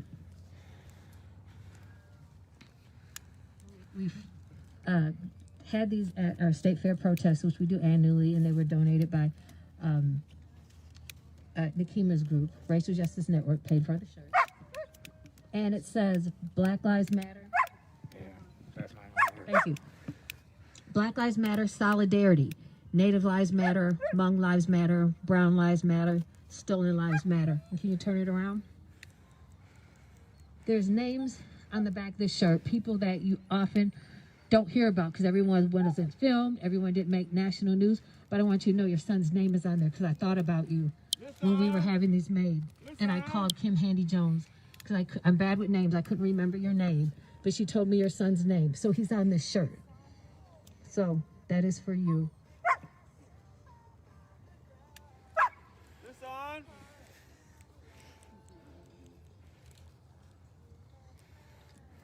Absolutely. So I want you to see how much it means when we just lift up somebody's name to their loved one. All the names that are written, we have names written on almost all four sides of these. We've even got Marcus Garvey on here. We've got people who are killed here, people who are killed nationally, just loved ones who have died, suicide, whatever. And thank you for giving us this opportunity to share this day with you. We have David's name lit up in lights, and one thing we haven't done, Refuse Fascism always gets that big orange sign out front to make it look like they were all there to say F Trump, you know. Whatever the bad guy says, they must follow, and they must do. It's a formula, it's a program. Soros is guilty as hell. He's a piece of shit. And he should be I know, how can they not? I believe that we will win. I believe that we will win. I believe that we will win. I believe that we will win. I believe that we will win. Say, I believe that we will win. I believe that we will win. I believe that we will win. I believe that we will win.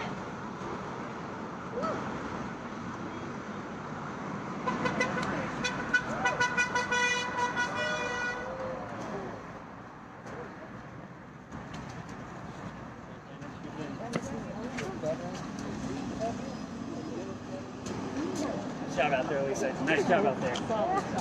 Solid.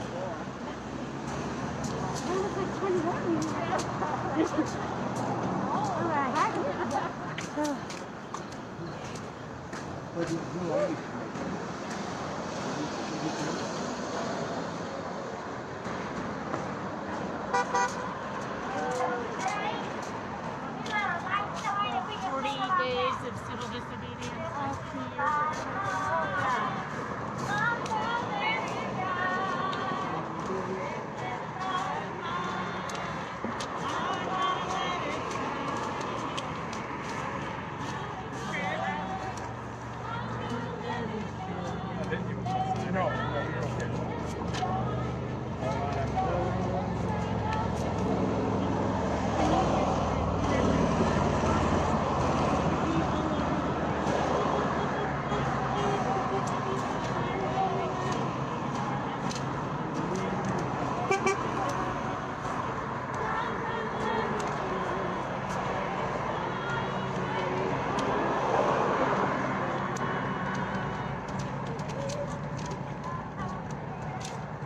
But you guys, I'm out here making content 7 days a week. So, you know, call it what you want. Much love, guys. I appreciate your help. Not saying you need to love me, but if you do, that's dope too. So thank you guys for all the support. We don't have to hate them, but we do. Yeah. You should change your name to Based Alaska. People have said that a lot. Thanks, man. Have a good night. See, like these, I love our cops, man. I'm sorry. Like, what would you say that would be why wouldn't you love the cops? Well, for Nick example? says he's not necessarily pro-police because of who they serve. They serve the government and neoliberalism, ultimately. That's what he says. Right. But they also... He says he doesn't like to respond Sammy's to ice cream's still melty. Sammy's ice cream's still melty. Oh, shit. Is that still in the back of my car? Holy shit. Yo, I like the mullet, dude. Or wait, is that a mullet? Oh, ain't that a mullet? Hell yeah, what's up? How are you? I'm good. Oh, you're good? Okay. Sorry. You having a good night? Yeah. I'm having a great night, yeah. What's wrong? Damn. Okay. Just trying to say hello. I thought, do you have a grunt style shirt? Yeah, man.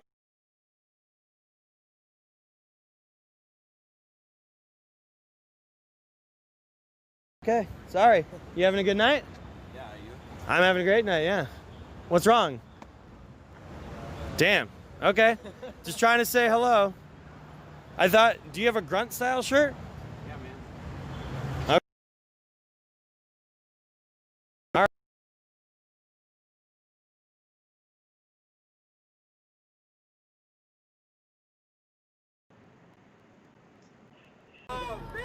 Get out the way! No justice! No peace! No racism! Police! No justice! No peace! No racism! Police! No justice! No racism! Okay. No justice!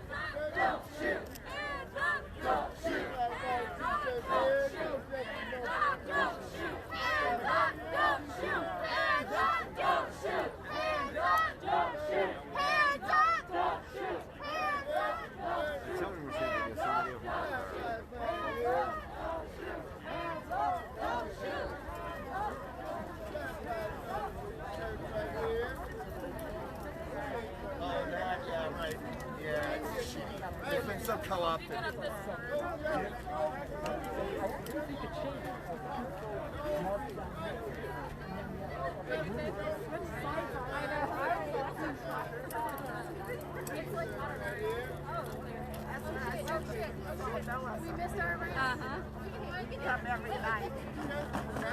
I haven't seen that one yet.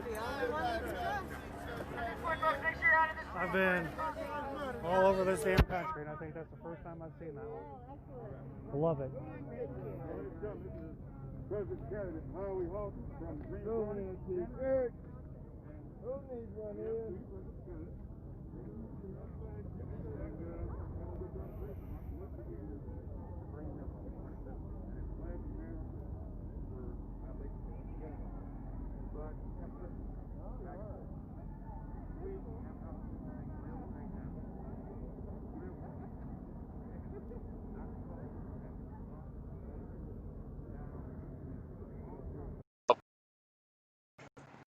Florida in 1996 after I graduated, and some of the reasons why I chose to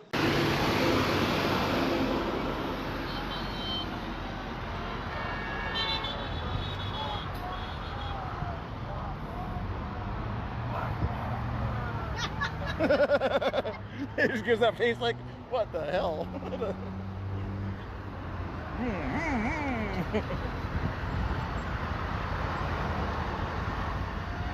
How you doing, guys?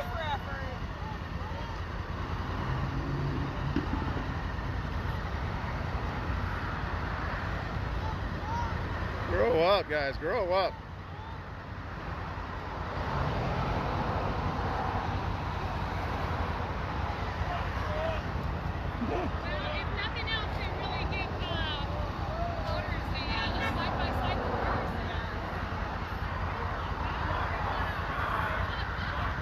You think you love? Yep. Thank you. Hopefully somebody got the screenshots from me earlier. I appreciate that. If you guys can send those to me. I got to get it somewhere and watch the game here.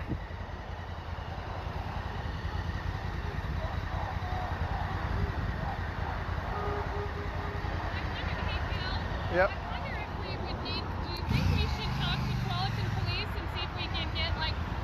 Official permit or something like that. Permit to be here from like 4 to 7 for the next or whatever, yeah, something like that. That way, in case they come by or whatever, I can show them a permit and say, this is our stretch, you know. Yeah. Good idea, yeah. You wouldn't think we would need that, but the yeah, north side and the whole north side. North side, yeah, yeah. Good idea.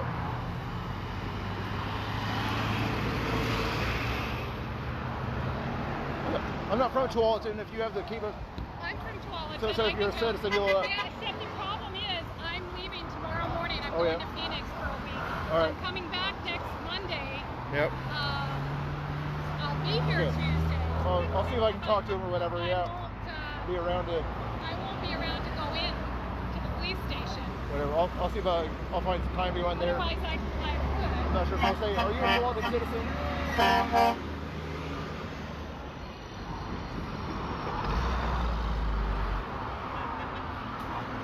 You're losing your voice, guys. You're losing your voice. Protect those lungs, guys. With COVID around, guys. Protect your lungs, man. You don't want to catch COVID. You need strong lungs, guys. You need strong lungs. I say they want to catch COVID. Sorry, guys. Bad lungs give you COVID, guys. Bad lungs give you COVID. Not sure if you learned that in science class. Oh, that's right, you don't have class.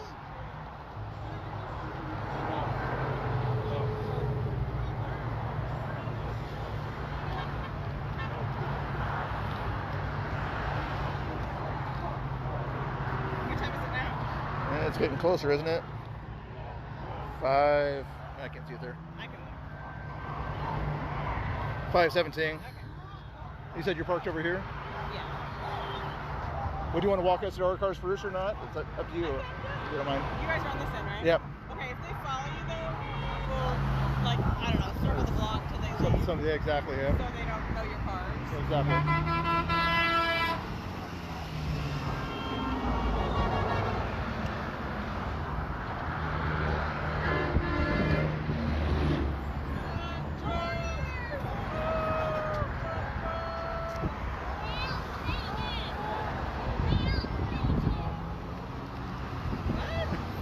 First she was cussing at them, and then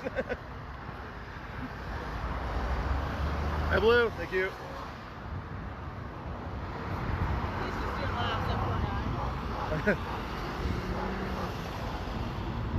You know, almost wish I could sort of call them and say, "Can you guys park over by the bank?" You know.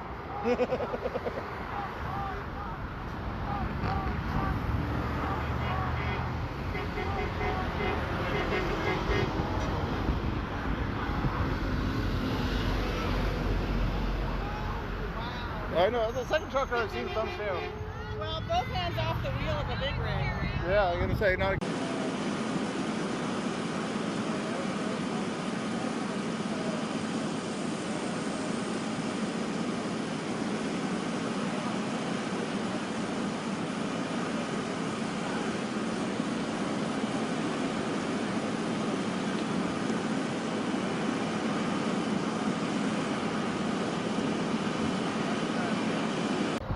Get ready. I know we got to get ready ourselves, Joanne.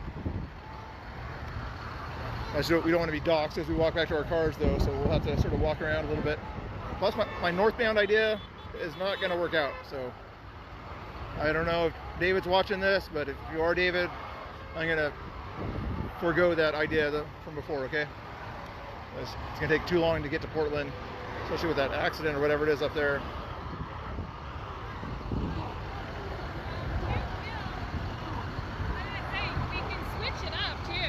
Yeah. We can switch it to Mondays or Wednesday, you know what I mean? Yeah, whatever works for you. Yeah. I just like that 12 and Tuesday to sound good. It doesn't matter to me. Maybe.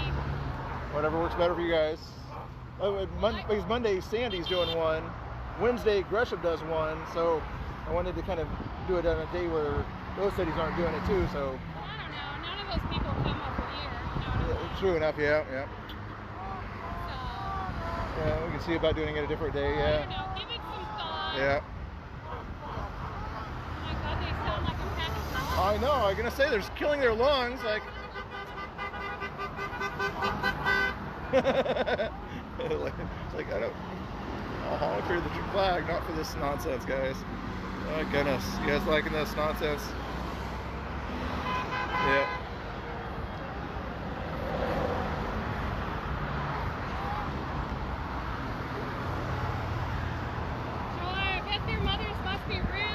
Yeah. And you guys were these guys' parents, guys? What would you say in the chat? You guys were their parents. What would you do if you saw this and you saw your parents?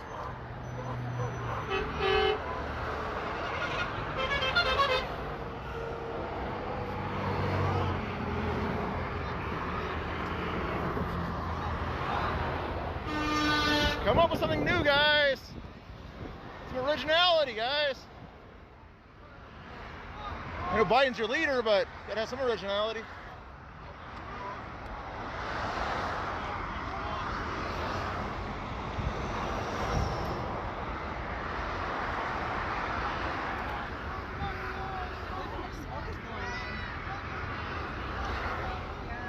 Yeah. Or that is from the from the west too, yeah. Oh yeah. Agricultural fire, something like that.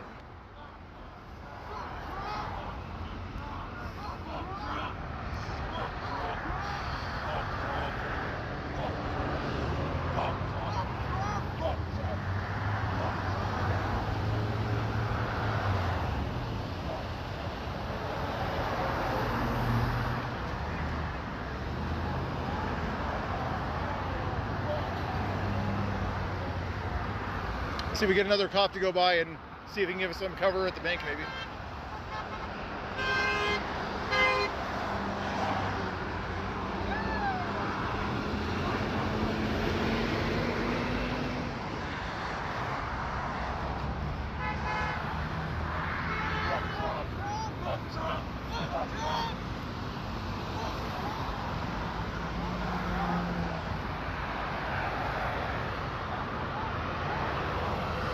Yeah, take care. Thank you, Alice. Thank you. We tried. All he can say is about 3 or 4 words repeatedly. Won't answer a single question.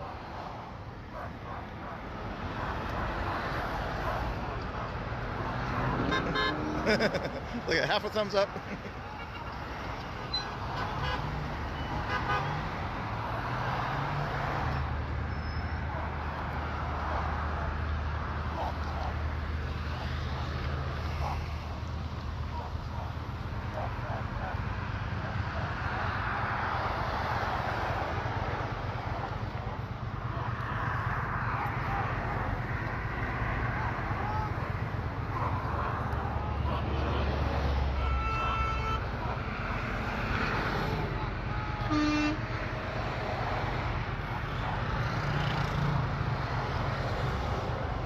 Grown up little losers.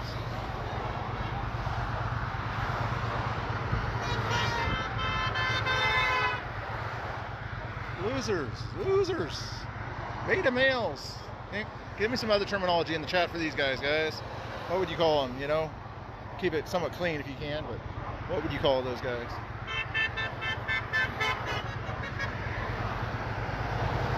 Grow up. My goodness, these guys are pathetic. Losers. Trump 2020, they're afraid of a sign. Afraid of a freaking sign. Hispanic people love the Trump, love the flag, and these guys here are over there just being little idiots.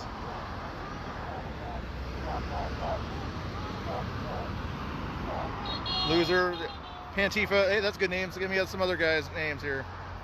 What would you call those guys that COVID wannabes? I don't know what you can call them. COVID zeros.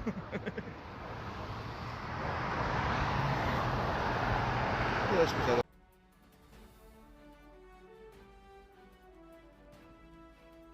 Our street! Our street! Our street! A provocative talk, which has a provocative title. Yep. Sure, he's been practicing it since last Thursday. Yep. Since he went into his cave. You know what Trump's going to do is he's going to kind of check his ears, you know? It's just to kind of show Biden, like, I got something in my ear, guys. I got to check my ears.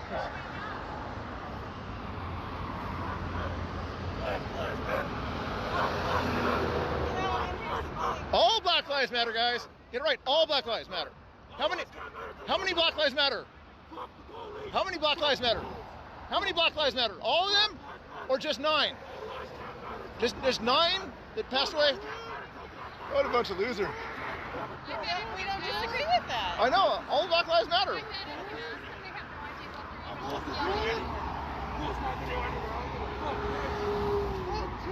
Guys, keep it clean at least, you know? Your mothers must be really proud of you. Yes. Oh, really? That is your kid. Okay. Sorry, buddy. Your mom's on my chat, guys. Your mom's on my chat. Tell him to go home. She said go home.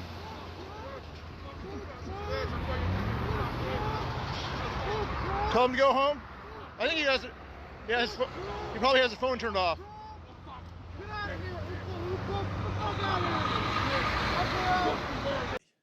And not interfere with these people who are trying to ascertain who they're going to vote for. Now, exactly at 9 o'clock, you're going to hear a lot of noise behind you.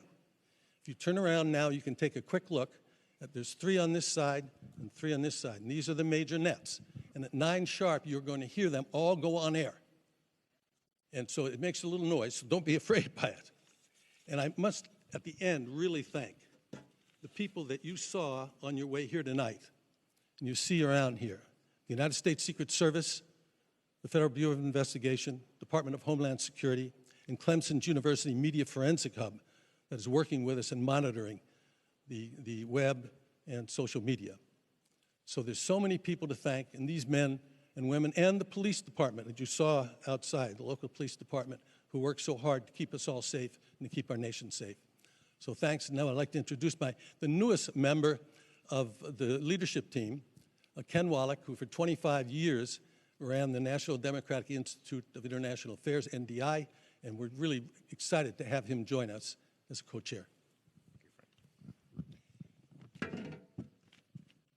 I join Frank, Janet, and fellow board members, including Yvonne Howe and Jane Harmon, who are with us tonight, in welcoming you to the 23rd presidential debate sponsored and organized by the Commission on Presidential Debates.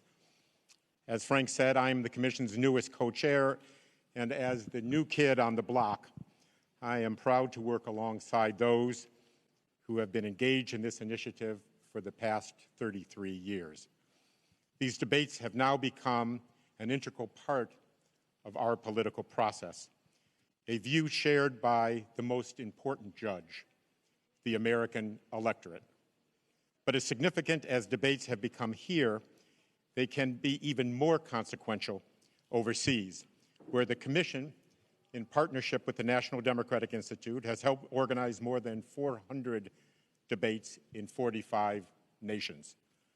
In post-conflict countries and in new and emerging democracies, debates have helped level the playing field in places where only one party has ruled. They have forced discussion on policy issues, not personalities, and yes, they have promoted comity among political competitors, and that's comity with a T. And this effort has spawned the establishment of a global support network of similar debate organizations from nearly 40 countries, dubbed Debates International. Now I would call your attention to the Commission-sponsored Debate Watch 2020 and the participation by watch groups in all 50 states. From a hair salon owner in Cleveland Heights hosting 10 employees to the Atlantic Council hosting a global audience for more than 80,000. The goal of the Debate Watch is not to say who won or who lost, but to share views with those who agree and those who don't, to listen respectfully to each other's opinions. We are pleased that the Commission's longest-standing supporters, Judy and Peter Kovler, are in the audience tonight. For 32 years, the Judy and Peter Blum Kovler Foundation has given its trust to the nonpartisan mission of the Commission. We are deeply grateful for their belief in our work and their extraordinary contribution to the 2020 debates. It is now my distinct honor to introduce Dr. Tom Mihaljevic, President of the Cleveland Clinic, and Barbara Snyder, President of Case Western Reserve University. Thank you very much.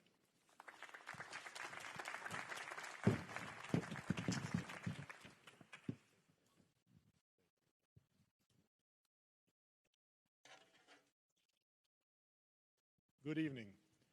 On behalf of Cleveland Clinic, it is my pleasure to welcome you to the city of Cleveland. Tonight, you join us in the beautiful Sampson Pavilion of the Health Education Campus at Cleveland Clinic. We share this campus with our partners from Case Western Reserve University. This building is very special to us. It was opened just a year ago as a place for students, medical, nursing, and dental, to begin their professional journeys by learning together as teams. At that time, as we were opening this campus, none of us could have imagined that we would soon face a worldwide pandemic. When it happened, we converted this building into a COVID-19 surge hospital. The space in which you are sitting right now had 1,000 hospital beds. We called it the Hope Hospital. Thankfully, the surge did not come in Ohio. Yet tonight, this building serves another purpose, in support of our democracy, and it is a historic occasion for us and for our city. We are proud to support the Commission on Presidential Debates as their health security advisor. We at Cleveland Clinic and our 70,000 caregivers have been serving the health needs in Cleveland since 1921, nearly 100 years. Yet, our organization and our caregivers have never shone brighter than during this pandemic. The pandemic has brought out the best of our organization and our caregivers of our city and our state. Through partnership and collaboration, we see how much we can accomplish when we work together. And we are particularly proud of our partnership with Case Western Reserve University. With that, I would like to introduce my colleague and friend, President of Case Western Reserve University, Barbara Snyder. Thank you, Tom. Case Western Reserve is honored to co-host this presidential debate with our partners at Cleveland Clinic and delighted to show you this spectacular space we created together. Research has long shown that team-based healthcare leads to better outcomes for patients. Yet nearly every academic institution continues to prepare students in separate buildings, literally in silos. Yet after spending years learning only with students from the same profession, doctors with doctors, nurses with nurses, and so on, they are suddenly expected to know how to work in teams once they get their diplomas. We knew there had to be a better way, and together we built it. When not filled with a stage and seats, this atrium gives hundreds of students a huge open space to study, talk, and simply be together. The entire building provides multiple spaces for them to come together, supported by an academic model that emphasizes opportunities to learn with and from one another. Add state-of-the-art technology, and we know our graduates will be uniquely prepared to excel in team-based care and ultimately to lead it.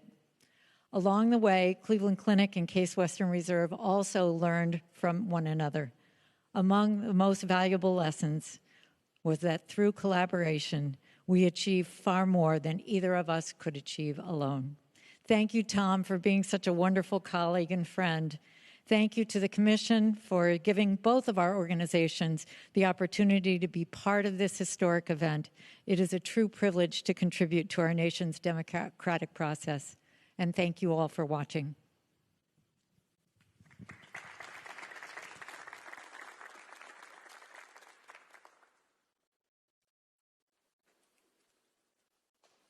Thank you, Tom and Barbara, very much. Most valuable player award for this evening goes to Toby Cosgrove. We couldn't have done it without you. Thank you.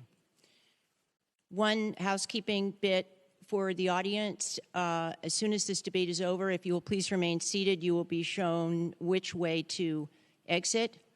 And please stay where you are until that happens.